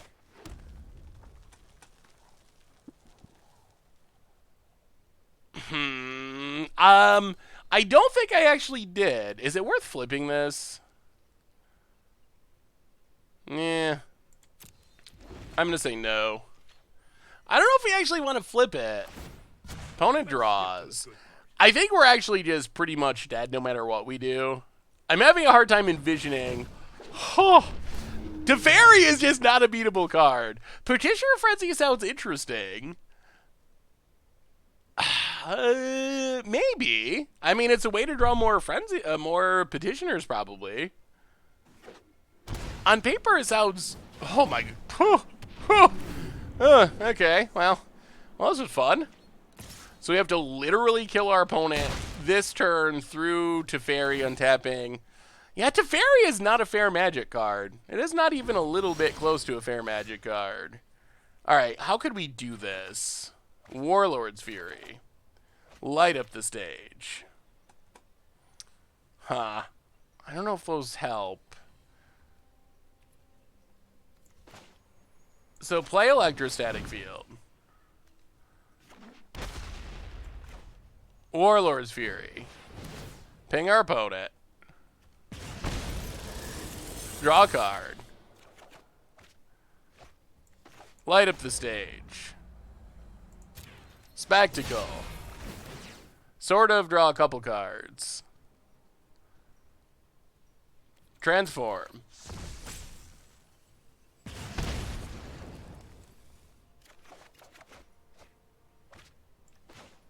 Tormenting Voice. Yeah. Well, we had a good turn, but it's not a good enough turn. Hit our opponent. Discard a Phoenix. Draw a couple cards. Yeah, alright. Petitioner can mill lands from the top of the library. If Petitioner didn't have mana associated with it, it would be a lot easier. When you have to pay 1 to mill 1, it becomes a lot harder. Yeah, 3 Drakes is a lot of Drakes. We might get one more turn, and even that does not seem super likely. They can get rid of, well, alright, they're just gonna draw. What can we do with one more turn? Not that much.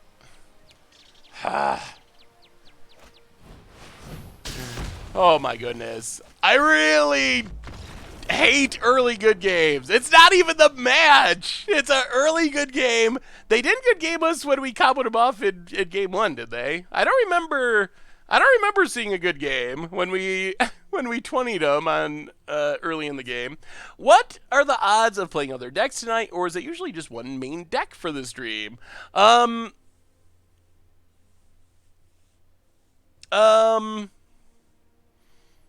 The odds of playing another deck, normally we play one deck for the stream. So far, we've already played 2 decks, though. So it's not impossible. We'll see how this league goes, basically.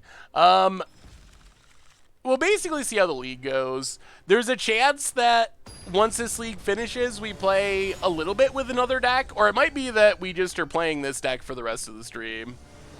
Best of 3 is now available on Arena. All right. Huh. Alright, I guess we'll... 4 lands is a lot, but Light Up the Stage is good, Risk Factor is good. Hopefully Warlord's Fury can dig us into some action. Or land number 5. That's a lot of lands, that's a lot of lands. Oh, it's a 18 land deck! Magic Gods! Magic Gods! Why would you play best of 3 when you can climb faster in best of 1? Mostly because best of 3 is a much, in my opinion, for me, is a much better game. Opponent revitalizes. Climbing just, there's not much value in it. Like, I guess there's value if you are thinking you're going to make the top 8 people and make it to the Mythic Championship, but in general, there's not, for 99.9999% of people, there's not a significant amount of value to be had from ranking up. So you might as well do what you enjoy. Res Factor you. Opponent did miss a land drop. Takes it. Takes it. Well, Light Up the Stage. Gutter Snipe you. Man, Gutter Snipe, if it sticks out, it can deal a big chunk of damage.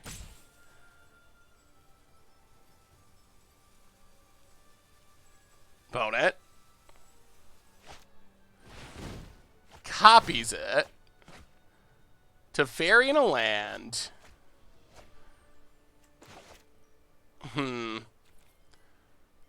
Well, go to combat. Get in with snipes. Opponent down to 13. We're actually kind of close. We're sort of close to doing it. Opponent. Ooh, it's going to be close. They can't play that to Fairy. Howled Fountain tapped.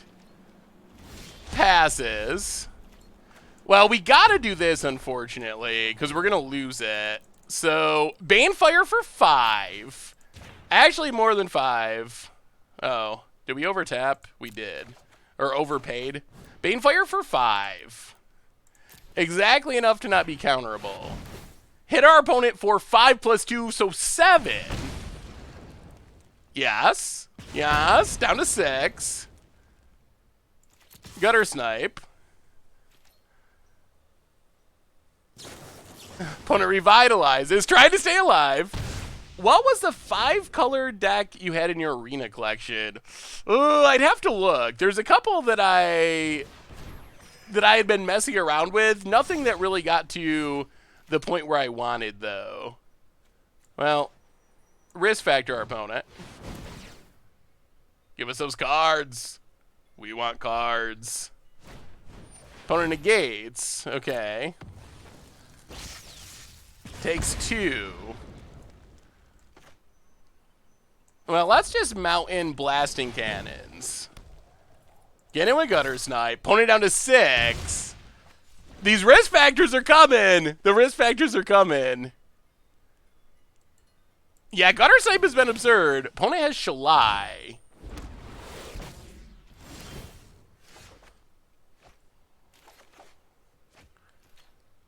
Well, let's crash through. I think Gutter Snipe might just get the combo kill. Crash through. Warlord's Fury. The jank. Yes. Tormenting Voice. And nice to fairies. You've been sniped. You've been sniped. Sure, flip it. Why not? Flip it around. All right, Pona gave us a good game. Fair enough. Pona gave us a good game. Wow. Well, maybe I've been underrating the power of Gutter Snipe, because this has felt like if you unsnap with Gutter Snipe, you just absolutely stomp people. You just grind them into the ground. Up to 2-0 with Mono Red Phoenix. And this deck has been sweet. It is also, someone was asking earlier about budget decks, and this is a budget deck essentially. I guess Phoenix is expensive in paper, but it's pretty cheap on Arena. If it sticks, Gutter Snipe is so much damage. It definitely is. Ooh, speaking of Legacy and older formats, does anyone have any sweet vintage ideas? Next week on Tuesday is my Vintage Super League week. So if you got any super sweet vintage ideas, let me know. I'm open to any and all suggestions.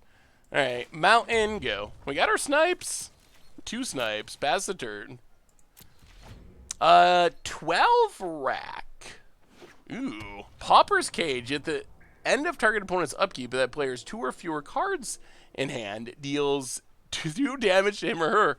Interesting. That's like the original rack. Well, Electrostatic Field go. I mean, it seems like that's a lot of racks. More racks than I've ever seen in a deck before. Could work. Vintage Panharmonicon. Well, upside is Mishra's Workshop lets you play artifacts really quick. So that's something. I think we gotta kill Llanowar. Unfortunately. Yeah.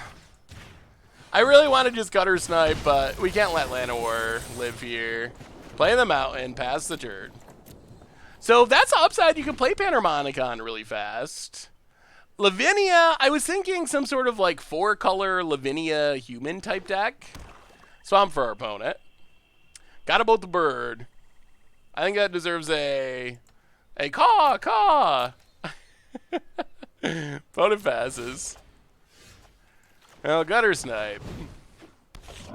Pass the turn. We're getting close to kind of going off. If our board lives and our opponent doesn't have a Chupacabra, which they very well could, they gotta have something sometime. Ugh.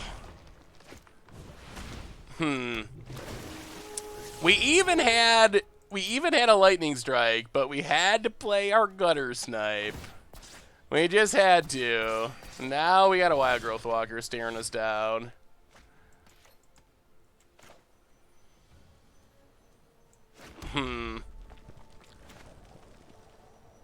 Well, Gutter Snipe. Go. Please, no more life gain. No more life gain. No more exploring. No more exploring. Oh, let me see, Luke. Oh, Jade Light. Boo and hiss. We can't even Lightning Strike Skewer because we'd have to damage our opponent, so we can't. That costs 5 mana. Opponent gets him with Wild Growth. They're up to 28. We're gonna deal a lot of damage this turn, but I'm not sure it's going to be enough. Opponent doing some Arena Mockery there for their lucky top decks. Let's Lightning Strike our opponent. Each of our burn spells is a lot of damage. Down to 20. Light up the stage. Hit our opponent. Down to 15. Play a mountain.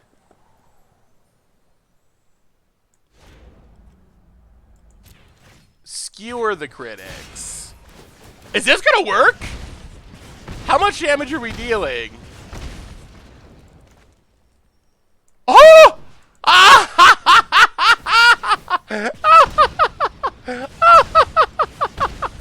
Oh, yes! Oh, hello to you too.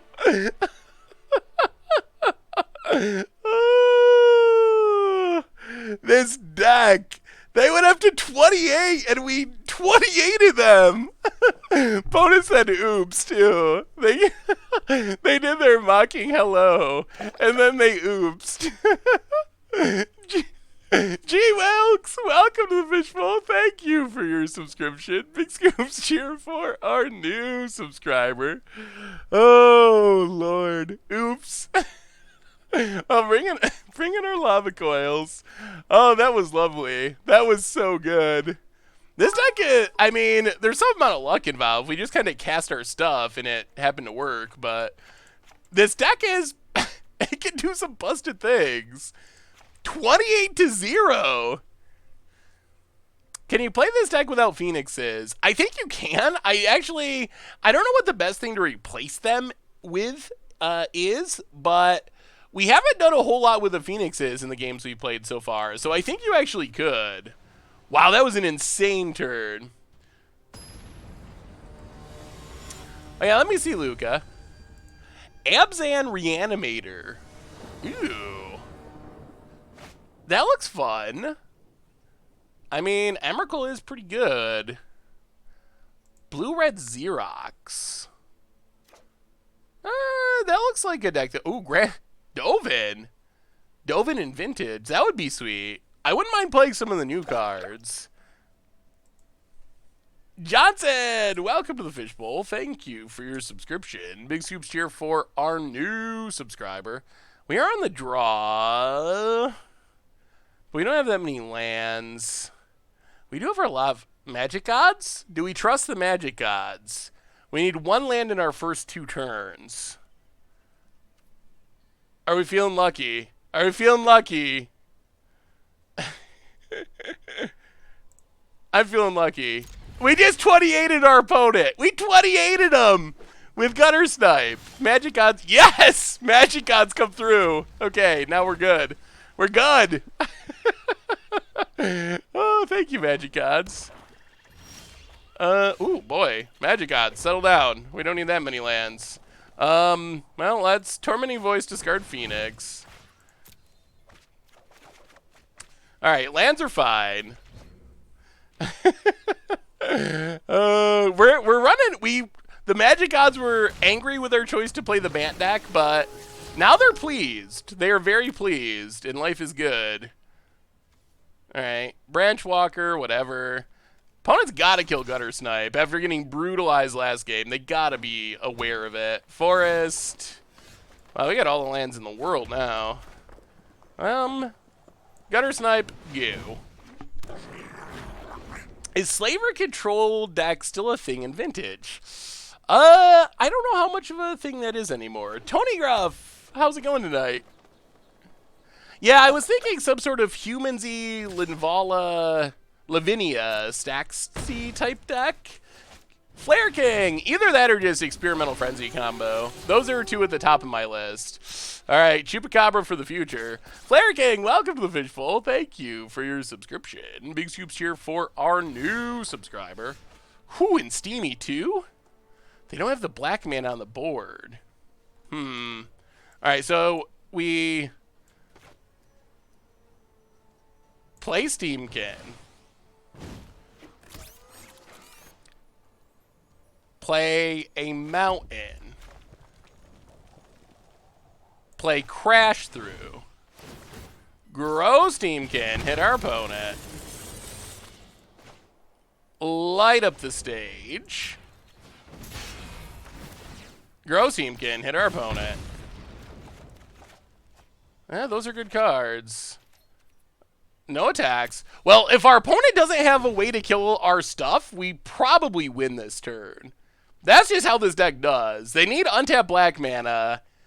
Because Steamkin Gutter Snipe in this hand is... It is going to win the game. That's how this deck goes. Yeah, this deck is actually... Oh, okay, there's black mana. What do they kill is the question. Oh! Okay. Steamkin lives? That's interesting. I actually don't mind that too much. So we Tormenting Voice. Discard a mountain. Yup. Ugh, another Phoenix. Remove Steamkin counters. Lightning Strike our opponent. We might still win even without our Gutter Snipe. Skewer our opponent.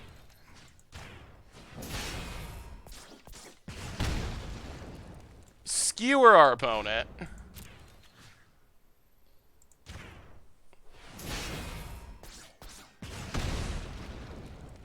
Go to combat. Yeah, we don't quite win. Oh yeah, we do win. Just kidding. We got a Phoenix in the graveyard. And that looks like Xaxes. Oh, this deck. Do you have a deck list up somewhere for what you're playing? Yes. Right here. Exclamation point deck or exclamation point deck list. We'll bring it to the list. This deck is killing it. It is crushing people, and it's doing it in a really fun way. I actually really like this deck. I am impressed with Mono Red Phoenix. After our start with Bant that was just so depressing, this deck seems actually pretty legit. I can't believe Gutter Snipe is doing things and being good. Yeah, Phoenix is good in some cases. I think it probably is worth playing, but I don't think it's 100% necessary. Like, I think you can play without it.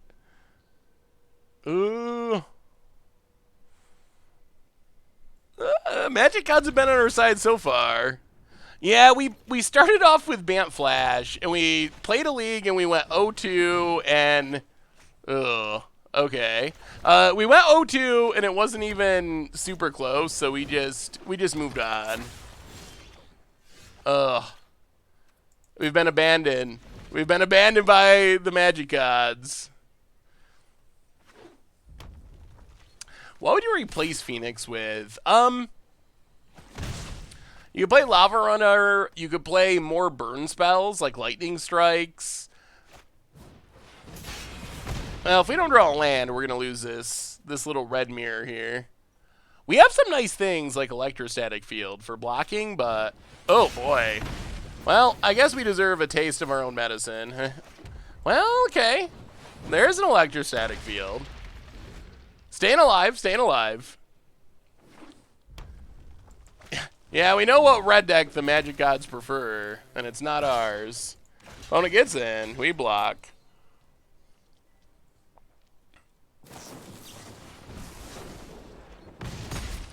Alright, shocks.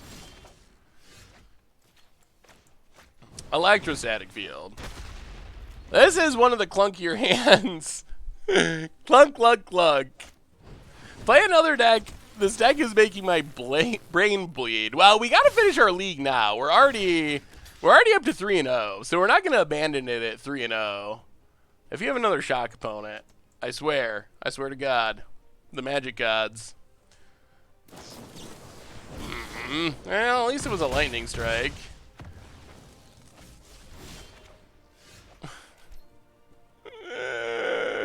Oh, yeah. Maybe we shouldn't have kept this one. This is just too clunky. If you want something to switch the deck list on the site for Arena, I'll send you something after the stream if I'm still awake. If you want something to switch the deck list on the side...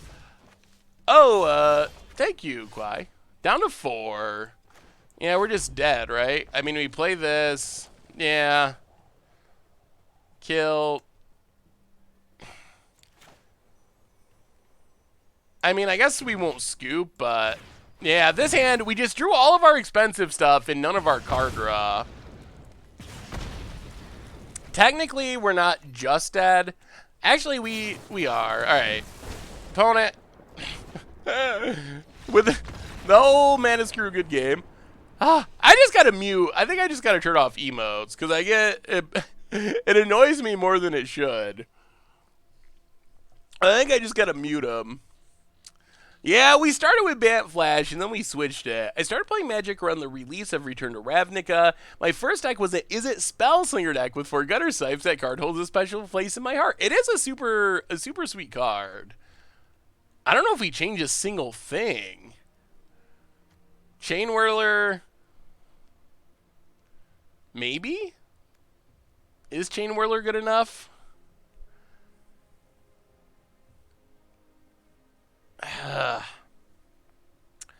I mean, Phoenix gets in damage.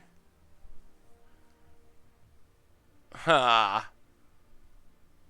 Should have played Steamkin. Field would have hit it with Trigger Spectacle. I don't know if we actually had a window to get down Steamkin where it would have lived. The mountains basically for when we're bringing in Vance's blasting cannons and Banefires in the control matchup. 18 lands, a little bit low, especially if we're taking out any of our cheap cantrippy stuff or Tormenting Voice. So that's to come in when we're bringing in our more expensive cards. Yeah, let's try it like that. Go down... Oh, I see. Go down 3 Phoenixes, go up 3...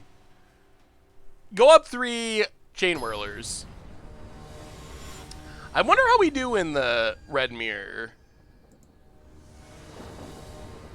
I don't know if this is a good matchup for us or not.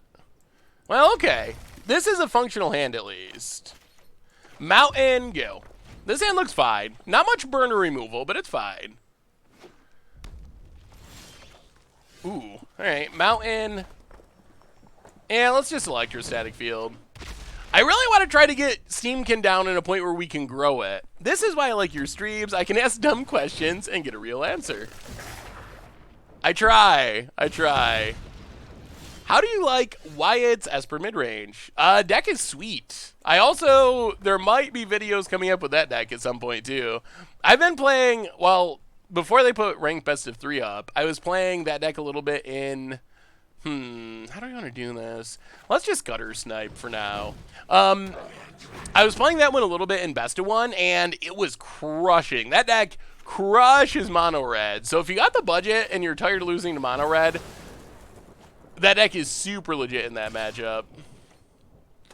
No blocks here, unfortunately. We really need to Warlord's Fury, get a damage, and light up the stage. Yeah, okay. Opponent gets to light up the stage. Passes. So, Runaway Steamkin. Warlord's Fury. Ping our opponent.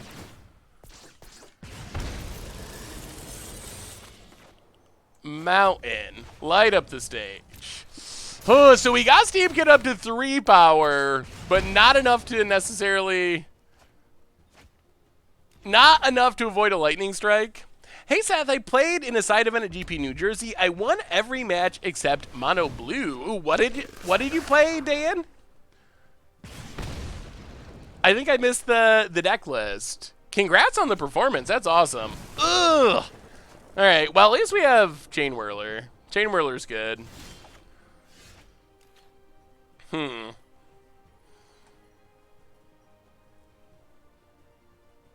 Are we going to let this Tormenting Voice go to waste, I guess?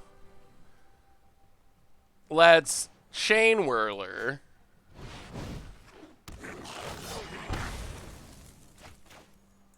Play a Mountain. Ugh. Yeah, let's just Lightning Strike.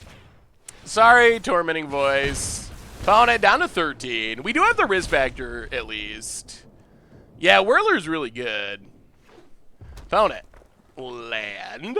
Got the whole 2-for-1. Lightning Strike, okay. Well, that's Risk Factor.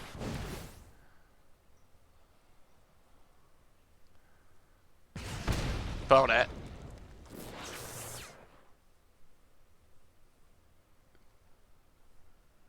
Takes it. Wow! Lets us draw? Okay. Huh. Oh, if only we could get this Arclight in the graveyard. All right, so I think the plan is play the mountain, pass the turn. Pass the turn. Pass the turn. Then we can opponent risk factors. And we'll take it. Down to 10. Yeah, gonna risk factor the arc light. Opponent. Lava runner. Okay. And gets in. Well, I mean, we got to block now. Block with electrostatic field.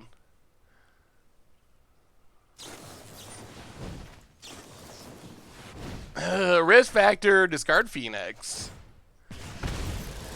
Opponent. Losing electrostatic field is annoying, but we did eat a... Opponent takes it to 7. Okay. Okay. Ugh. Crash through. Spell. Not a spell. Steamkin.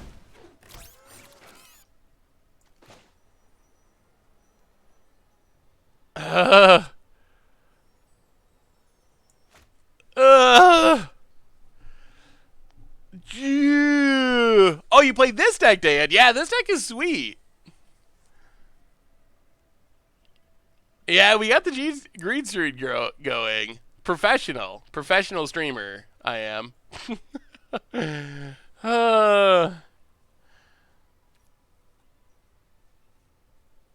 Don't cast. Don't cast turns on. Oh, this is so awkward. Oh, if we got a spell.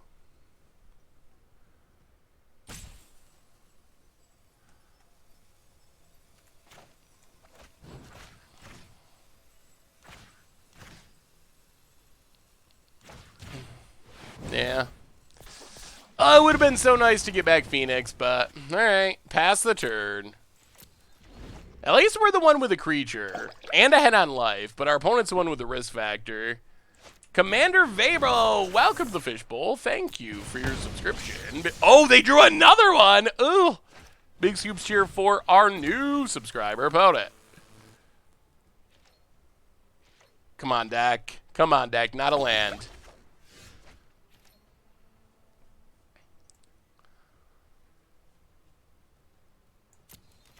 Well, go to combat. Attack.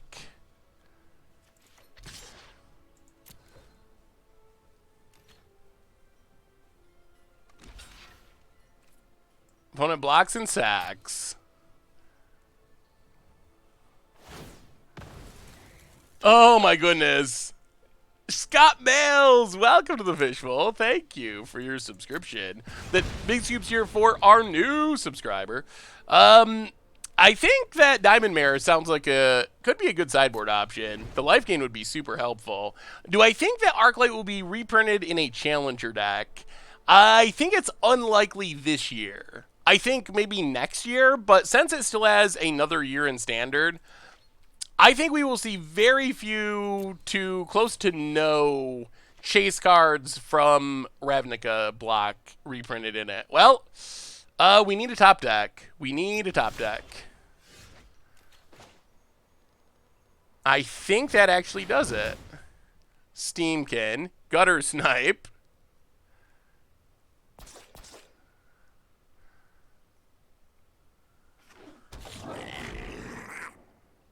Go to combat. Attack. Gutter Snipe was the perfect top deck. Opponent takes it. Well, shock ya. For 4. Snipes! Snipes coming through! Huh! That's Exaxes. We've had a lot of Exaxes. Huh, Gutter Snipe saves the day. Yes, our opponent can risk factor. Yes, we will go to 1. And our opponent will go to 0. Maybe our opponent just says good game all the time. Our opponent's just a polite good gamer. All right, it's possible we can win the matchup. Run it back, run it back. Deckmaster is showing me the opponent has Dream Eater and Chromium. That does not sound correct, or even a little close to correct. Does anyone know when the Challenger decks are coming out? They come out April 12th, I think. April, sometime the beginning / middle of April. It might be the 9th. I want to say 12th, though. So I think from what we have seen and kind of like piecing things together, the best bets are Boros aggro, a Golgari deck. I forget the other one. There was one other deck that was like in a file on Arena or something. So those are some of the speculated decks. Definitely, I also give our opponent props for being respectful. What do we want to do? You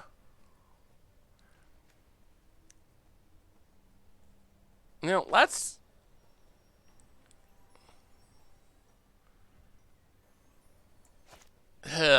Awkward.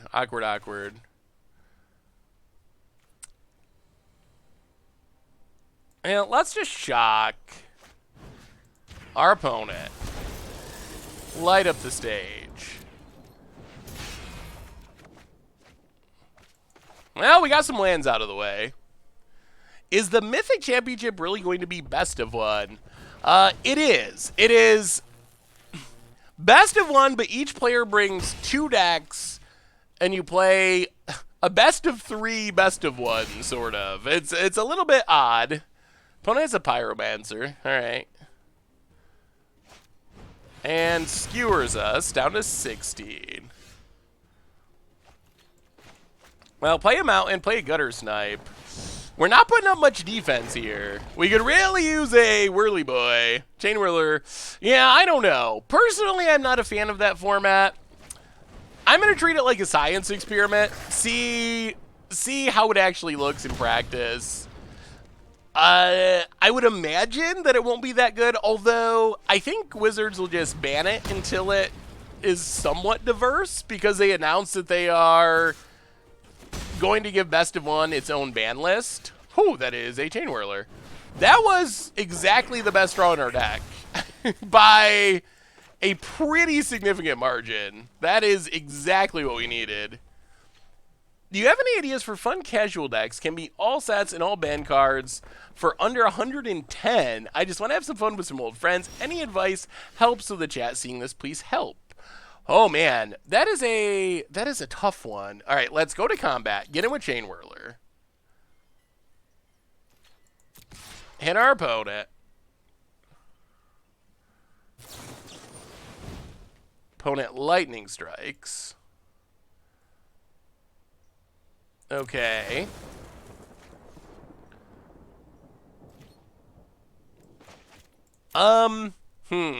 That's a really good question. I almost always play...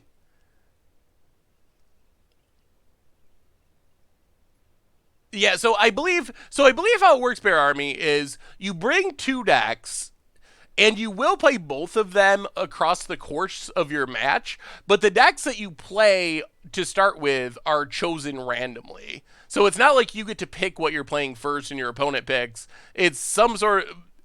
that's what my understanding of reading the article was. Panharmonicon is pretty much always a good choice when it comes to casual decks. I have the most fun with that, and it is pretty cheap. All right, let's Gutter Snipe.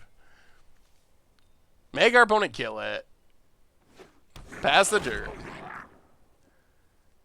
We really just want to untap with a Gutter Snipe. Opponent, having none of it. All right. Well, we're at a fairly high life total, and we technically have more cards. Risk factor. All right. Well, not as high of a life total. Fanatical Firebrand. Okay. Down to 8. We draw. Well, Tormenting Voice. Discard Risk Factor. Tormenting Voice. Discard Tormenting Voice. This is very awkward. Ugh. Well, we're seeing the clunky part of the deck, and we might be in trouble without being able to keep a gutter. If we had a gutter snipe out, we would be going insane, but without a gutter snipe, we are just doing nothing. We're drawing all the spectacle cards and not being able to cast them. Well, there's a gutter snipe. All right, well, let's see if we untap. Seems doubtful to questionable. And opponent. Ooh. Well, I think we're seeing the hard part of this matchup is Gutter Snipe is... We just saw the very bad of Gutter Snipe. Gutter Snipe does really good things sometimes, but it also dies to everything. And that was our old Gutter Snipe dies to everything game. We were very much in danger. How are you holding up in the cold? I'm in Pittsburgh, so I know it's cold here too. I'm used to the cold. I'm from New York. It's always cold in the winter. No, it has been really cold. I've just been trying to minimize the amount that I have to do outdoors stuff. Well, alright. Tormenting Voice makes this reasonable. Overgrown Tomb. People love them golgari in best of 3. Ooh, Incubation Druid. Well, land, Tormenting Voice, discard Arclight. Those are pretty good draws. Alright. Hopefully they can't accidentally put a counter on this. That would be bad. Jade Light goes exploring. Have I had salt potatoes lately? I have not. Not recently. I have had salt potatoes before, though. Play a mountain, play a steam kid. Shock Incubation Druid. Hope our opponent doesn't have Choops. Choops Magoops. They have Choops. Choops Magoops. Alright. Sure. Opponent gets it.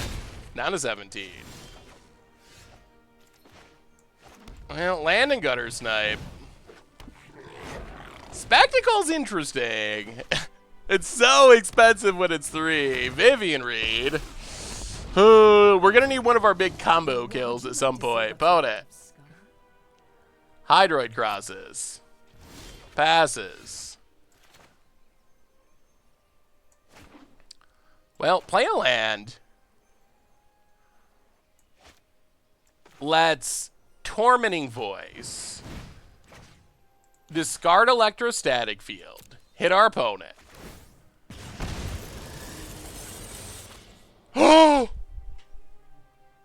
Oh my god, that's Xaxes. Yes. If I'm counting this correctly, I think this is Xaxes. 5 down to 13. 5 down to 8. 5 down to 3. And then Phoenix in the graveyard? Oh, man. Ooh, got him. Oh, this deck. This deck. Oh, boy. Oh, this deck can do some sweet things. We might have to leave a couple shocks. I'm scared of Incubation Druids in this matchup. Let's leave a couple shocks. We do need Lava Coils. Maybe we gotta cut. Maybe this one we have to go down a couple Tormenting Voices. Yeah, let's try it like that. Man, the deck can do some really absurd things. It can sometimes be... We've seen the clunkiness, where we just get a bunch of Spectacle cards and can't actually cast them efficiently if we don't have an Electrostatic Pillar Field or... Field, I think, or a Gutter Snipe. But boy, it's a lot of damage. Yeah, sometimes you just kill people out of nowhere. They even killed they even chupacabra our creature. And there are just 18 of them. Yeah, the deck is explosive. I will give it that. Alright. This isn't the most explosive draw, but we can kill Wild Growth Walker. Try to win the long game. Well, we can kill everything. Many times. Lava Coiltron. I think Spear Spewer would be good somewhere in this deck, just to have at least, just to activate Spectacle. Oh, that's an interesting option. It might be worth it. Opponent passes. Well, Mountain, get rid of Wild Growth Walker. Not part of our plans, our opponent gaining life. Yeah, Seamkin allows for, we've had some just like almost Storm-esque combos. Opponent duresses. I think we mostly want light up the stage, really. Opponent takes light up the stage. Woodland Cemetery, Branch Walker. You should try to brew a modern version of this deck. Gutshot seems nice for Spectacle. Gutshot does seem decent for Spectacle. Well, Crash Through. Warlord's Fury. Yeah, I'll pass the turn. Kind of spinning our wheels a bit. Opponent. Getting in. Modern could be interesting. Memorial. Well, Crash Through. Ugh, so many cantrips going to waste without a gutter snipe. Just trying to hit a land. Alright, there's a land. Well, play the land. Yeah, let's get rid of the Branch Walker. Pass the turn. Modern has, yeah, that is the thing. I think you could try to build around Gutter Snipe if you wanted to, and Skewer the Critics is good, but you get some powered up burn spells in the format. Hadana's Climb. Well, thankfully our opponent doesn't have any creatures. Play Gutter Snipe. We do have to focus on not letting climb. Ugh, alright. Well, hopefully they don't draw something with a bunch of counters and flip this climb. Oh, come on. At least hit one land. Alright. Well, that's what they were hoping for. They got the flip.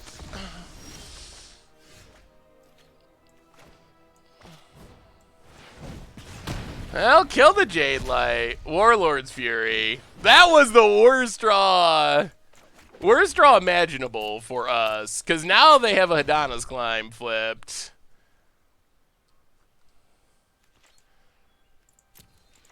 Opponent's passing.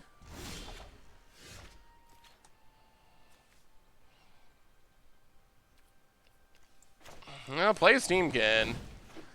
Our stuff's gonna die. We can't do anything about it dying, unfortunately. Opponent just has a million Vraska's Contempts. We have no Phoenixes in our graveyard yet. Wow, opponent doesn't even kill it. Interesting. I'm a little surprised by that. Opponent passes. Well, go to combat. Attack. Opponent takes it. 10 points of burn. Yeah, pass the turn. I don't know. If they ever get a creature going, it's so bad for us. Opponent passes. Oh, play a mountain. Go to combat. Attack. Opponent takes it. Down to 16. Still does not want to kill our runaway. If they ever find a craw, says. Alright, Chupacabra.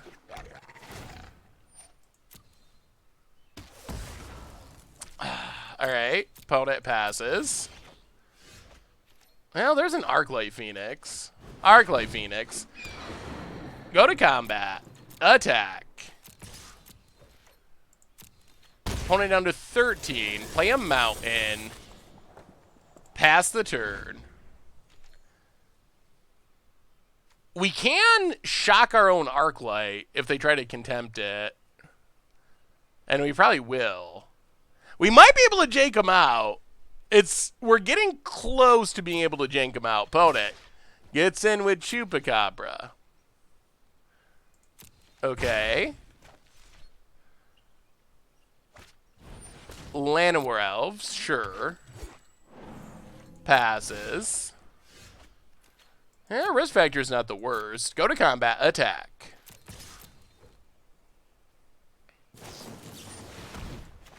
Well, let's shock it.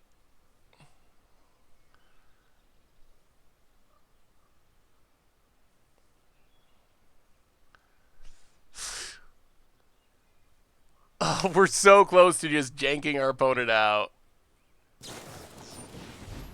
Wow. Interesting. Huh.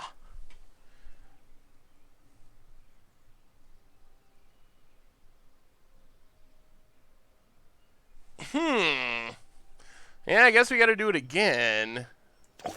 Although they have another Vraska's Contempt, so... Gabigo, welcome to the Fishbowl. Thank you for your subscription. Big soups cheer for our new subscriber. I'll pass the turn. They can start hitting us for a decent amount of damage, too. With this... because of that draw, that Jade Light Ranger to flip the climb. That was so good.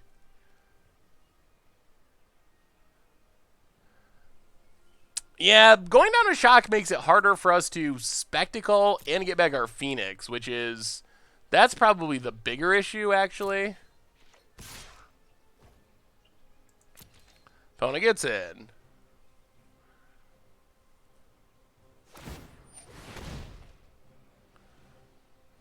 Pumps, okay. Down to 11. Well, risk factor you. We might be able to still just burn them out. Opponent takes it to 9. Well, risk factor. Discard a mountain. All right, opponent, the choice is yours. Come on. Choose death. Choose death.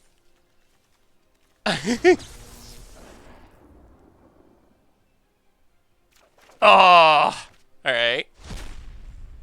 Opponent chooses life.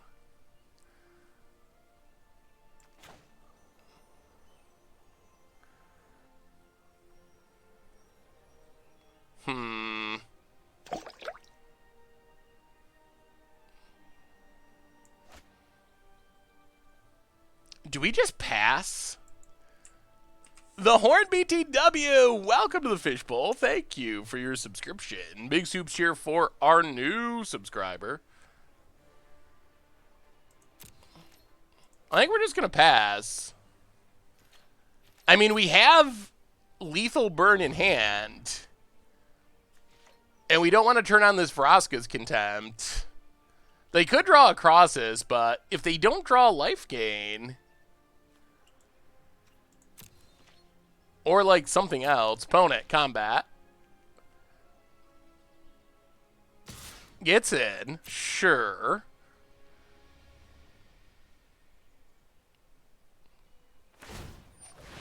Pumps. Okay.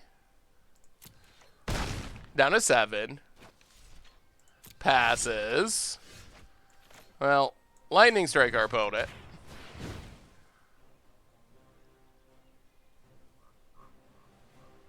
Come on, no negates. Down to 6. Skewer the critics, our opponent. And this should do it. I think we got there. They can contempt their thing, but then we get back our Phoenix, and they're out of their contempt. Down to 3. Skewer the critics, our opponent.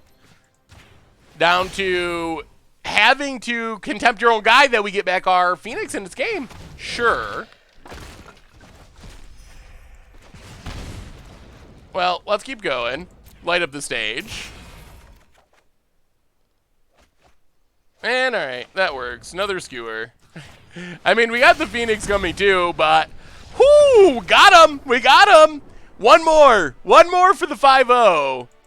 One more for the 5-0. Come on, deck.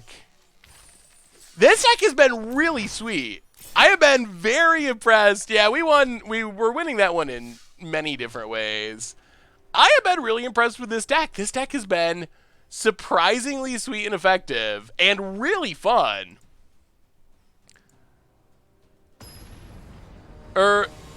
Yeah, we would be 5-1 if we can win this last one. Otherwise, we finish at 4-2, which is not horrible.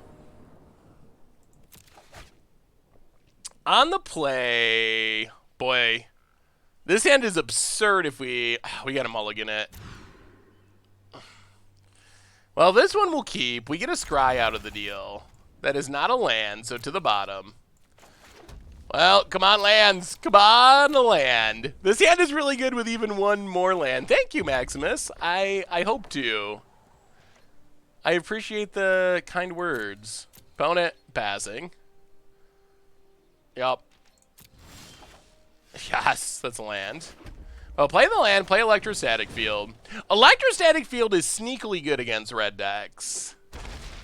Pass the turn. It blocks well. It doesn't die to stuff. When is the next Mucha Brew? Any idea what deck it'll feature? So Mucha Brew goes up every Sunday night. And this week... Alright, there's a Steam Kid. Well, Shock Steam Kid. And this week is 5-color mono white aggro for Modern. You might remember from our deck tech last week. Lands? No. Interesting. No lands. This is an 18 land deck. Hey, thank you, Wizoo. Phone it. Chain Whirler. Sure. Well, there's our mountain.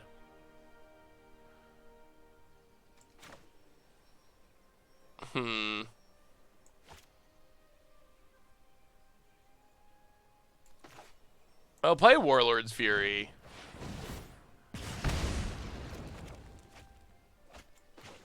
Play a mountain. Yeah, we gotta play the shock before we lose it. Shock our opponent. Down to 14. Pass the turn. I mean, maybe we could just burn our opponent out. It's not impossible. Yeah, the deck is really fun. I have been impressed with how fun and good it is. It seems like a meme deck with Gutter Snipe, but it actually beats people. We're just going to take it for this turn. I don't really want to lose our Electrostatic Field yet. It's doing some good work. Opponent. 5 cards in hand. Passing? Oh. I've been pretty successful playing this deck on Arena. Another Chain Whirler. Opponent's all about those Chain Whirlers. Ooh. Mardu Sacrifice. That looks sweet. Well, at least our opponent had to put a lot of work into killing our wall. Now, play a land. Play Electrostatic Field. Oh, my God. I'm an idiot. Oh, that was bad. Ooh, yes. Pump me up. Pump me up. I deserve a pump for that one. The Sacrifice deck looks sweet. Kaya is an interesting addition. I have not seen too many Kayas floating around. Well, we're going to block. Yeah, that was just a little sequencing punt. Opponent grows a Steamkin. Kills. Ooh. Oh, okay. Well, now I think that's game. Well, play Gutter Snipe. Play a mountain. Yeah. This has been our bugaboo. We have not done, I think so. We have not brought in a lot of our sideboard cards. I think this deck could, okay. Oh yeah, now we're definitely dead. 10 and 10. Yeah, all right. I think what this deck needs to do is the deck needs to needs to take out at least these 2 fight with fires, and maybe like, I don't know, 1 blasting cannon and 1 something. You need the 4 lava coils, but I feel like if we played this exact same deck and had 4 Diamond Mare, we would turn this matchup from a bad matchup into a good matchup just by doing that. This is the one deck that we have struggled with, and we've crushed everything else. Yeah, the mountain is for when we bring in our expensive stuff.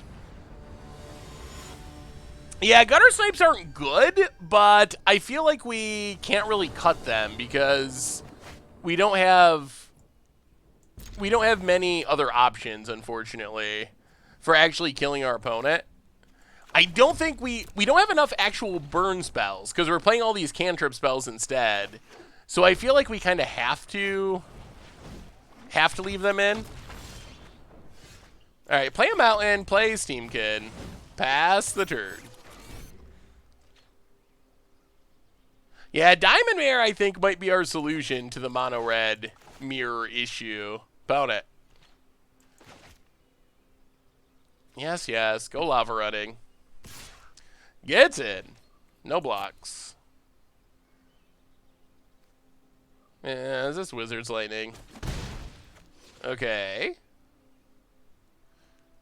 And they're just so good at killing our creatures. I think maybe that's the biggest problem is they have a lot of burn that can kill our creatures and we don't. Now that is burn that kills creatures. Well, play Runaway Steam Kid. Grow Steam Kid. Shock Runaway Steam Kid. Grow Steam Kids. Oh, well, we'll see what our opponent has. We might be getting to a combo turn. We only have 1 card draw spell, but we're going to have the mana and we have the gutter snipe. Ugh, Wizard's Lightning. I think this might be the most bolts we've ever had in Standard. Come on now, Magic Gods. Come on now. All right. Double Wizard's Lightning. And a land. And a light up the stage. Yep. Thoughts on the Wizard article stating death to sideboarding? Well, that's just for Arena. I don't like non-sideboarding. Oh, dear. Oh, dear. Well, come on, Termini Voice. I'm not a fan of no sideboard formats, personally. I don't really like them. I don't think they're... Whew. Whew. Oh. Yeah, we need those Diamond Mares. We need those Diamond Mares. Hey, what's up, Green Mage MTG? We need those Diamond Mares. That's the solution to our problems. This has been brutal. I mean, I guess our opponent drew all their wizards. Mihag, welcome to the Fishbowl. Thank you for your subscription. Well, we need an unruly chain of cantrips. That's not a cantrip. Well, go to combat, attack. Well, play the mountain. Hope the frenzy fizzles. There are things that let us win from here. If we can chain together cantrips, it is a possibility. Blockchain Whirler.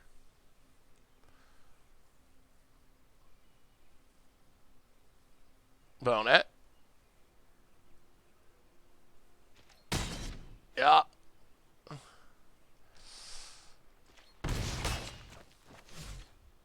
Down to 7. Shocks electrostatic field.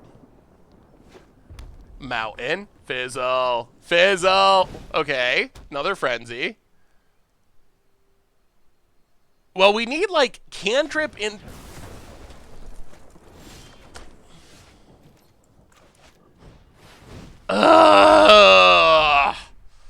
That frenzy improved a lot when they hit their 4th copy of Wizard's Lightning.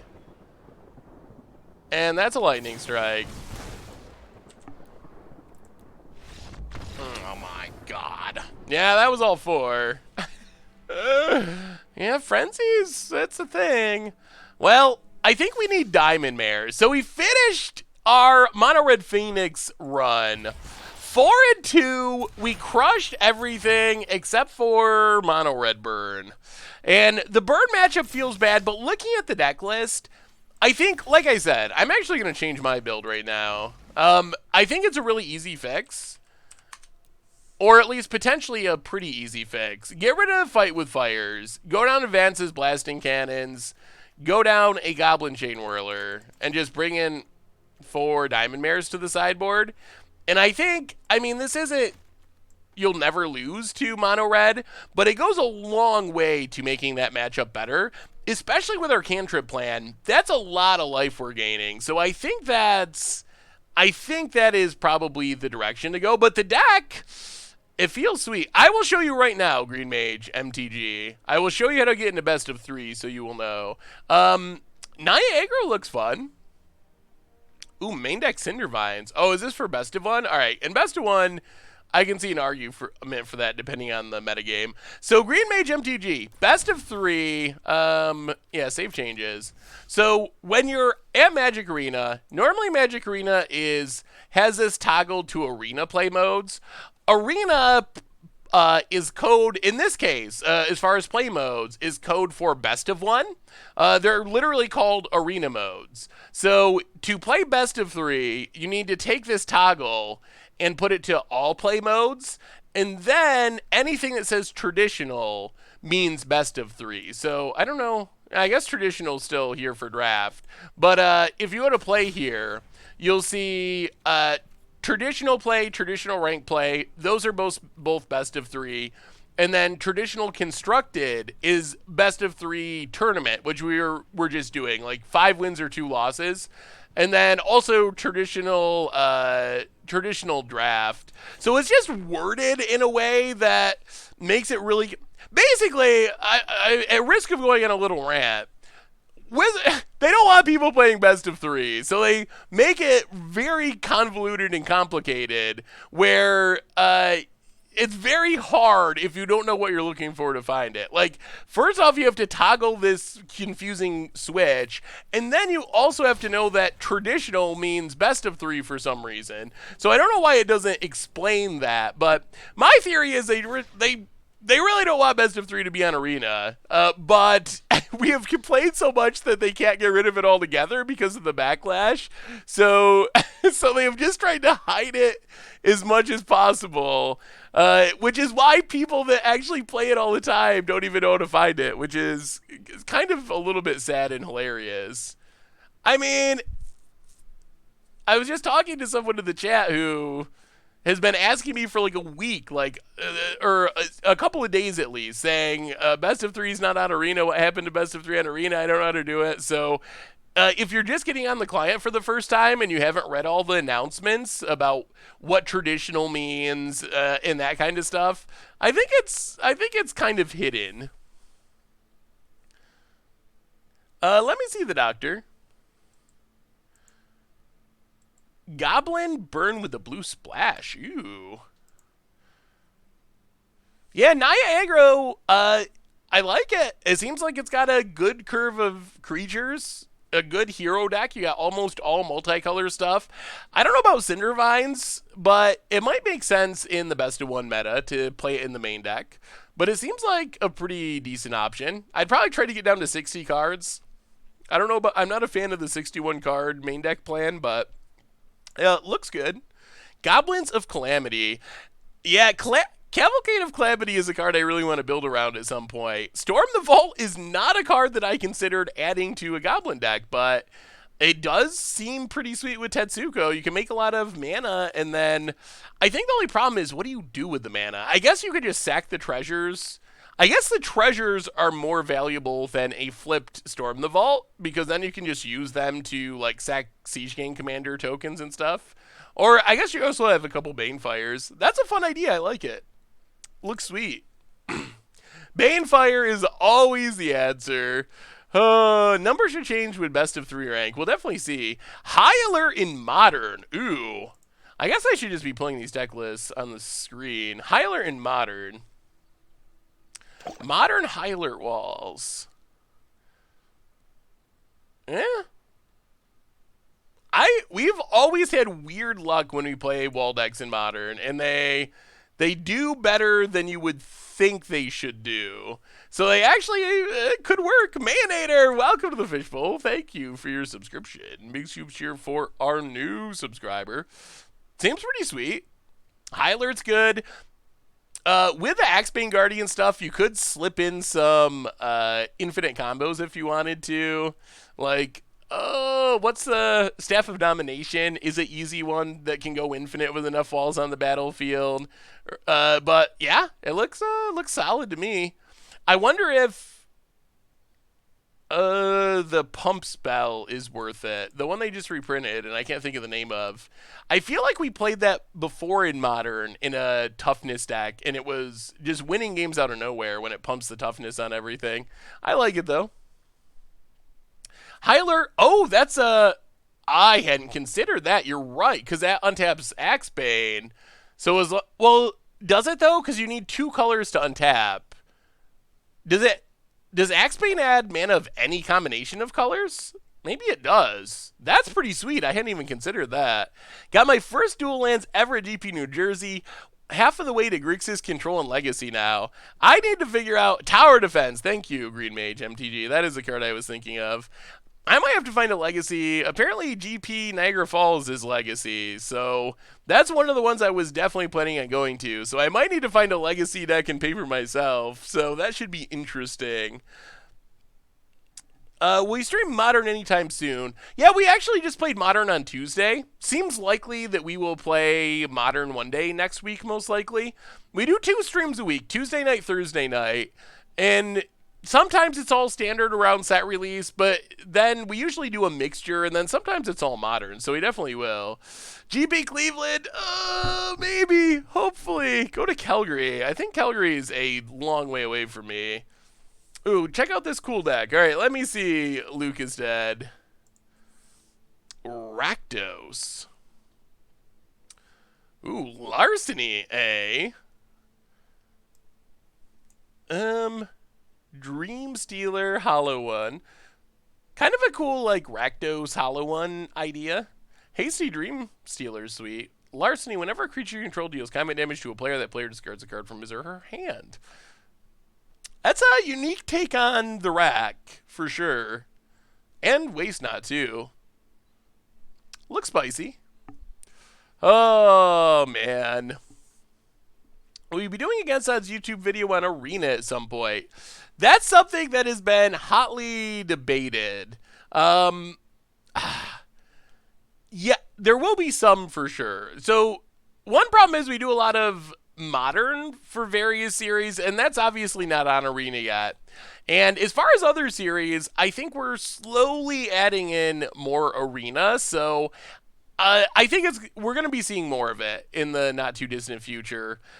Basically, we tried to... Hey, see you, Luke. Have a great weekend. We tried to switch over a while ago when Arena first went into the open beta. We switched stuff over, and we're like, all right, we're just going to do standard stuff on Arena. And there was a lot of negative feedback, and a lot of people really didn't want that. So we focused on staying on Magic Online. But now that Arena is 6 months older, 6 months better, and things are changing and so forth, I think we'll start to see more Arena stuff for standard videos slipping in.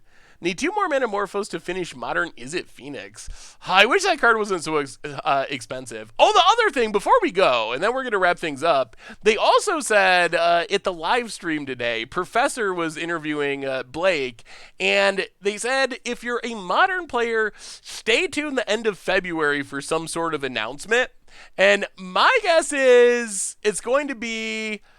and this is fingers crossed, but they haven't announced anything for Conspiracy or Battle Bond, like the summer supplemental product that they've been doing every year. My guess is we're going to get an announcement of a half new, half reprint set. $4 a pack, like Battle Bond or Conspiracy, except the gimmick is going to be the cards are legal in Modern. So we're going to get, for the first time ever, new cards like Commander or whatever, that are added in to the modern format. So that's my speculation. There's going to be an announcement or whatever. So Gabby definitely was an awesome person to invite to the Mythic tournament for Turg. So don't feel bad for me. I don't like traveling in general anyway, so, and I don't stream that much. The announcement is that Modern is coming to Arena, but it'll start with Ixalan. Oh, please no. Please no. And I appreciate the support for people who are upset that I wasn't invited to the Mythic tournament, but I'm not upset about it, and I hope you're not upset about it either. Because we have lots of fun on the stream, and if anything for me, going to stuff like that takes away from my ability to make content and to hang out with everyone on the stream, so I don't feel bad about it in the least, and please, please, please, please, even if you are upset about it, don't trash on other people. Every person they invited, that is awesome. I'm glad all those people are there, so please don't do the, oh, like, this person sucks and shouldn't have been invited. So even if you are disappointed about who was invited, don't take it out on the people that were invited, because they're all awesome people and it's going to be a sweet show. Format concerns aside, the best of one thing. So if you do want to be upset, just don't take it out on people that were invited. So anyway, I think, Eskes, welcome to the Fishbowl. Thank you for your subscription. Big scoops here for our new subscriber. Anyway, everyone, I think that brings us to the end for tonight. So we are going to have... Oh, Golden Guy, did I miss your resub? Welcome to the Fishbowl. Thank you for your subscription. Big scoops here for our new subscriber. Hey, what's up, Grim? Good to see ya. Except for Asian Avenger, you can take it out on him in the YouTube comments so I can see. Yell at him as much as you want. Oh, sorry, Crab, I couldn't resist. Anyway, everyone, we finished 4-2. We must have not updated. Finished 4-2 with Mono Red Phoenix. Absolutely scrubbed out with Bant Flash, which I don't know if it was just bad luck or us or them or what, but that did not go well. So, am I at all jealous that Krim got invited? I am not. I really do not enjoy traveling, which you probably realize that by now because I make it out to so many live events. So if I was invited, I might have begrudgingly went because I felt like I really should because it's such a big deal.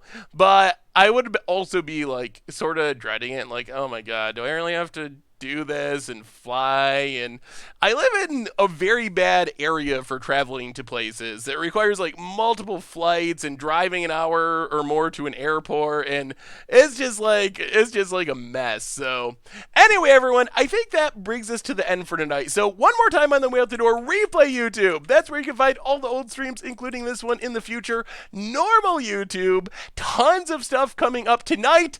We are playing some Standard on Goldfish Gladiator. Krim has a video coming up tomorrow, I believe, if he finishes editing it. Krim. Playing some 5-0 Fish. Commander Clash, the replay of the live game will be going up. The new season starting soon. Matcha Brew, Modern, 5-color Mono White Humans, Standard for Budget Magic. So much stuff coming up. Also, the sponsor of tonight's stream, Ridge Wallet, and they make super slim front pocket wallets out of carbon fiber and titanium. You can check them out over at ridgewallet.com and get 10% off with the code GOLDFISH10, and they also offer free shipping.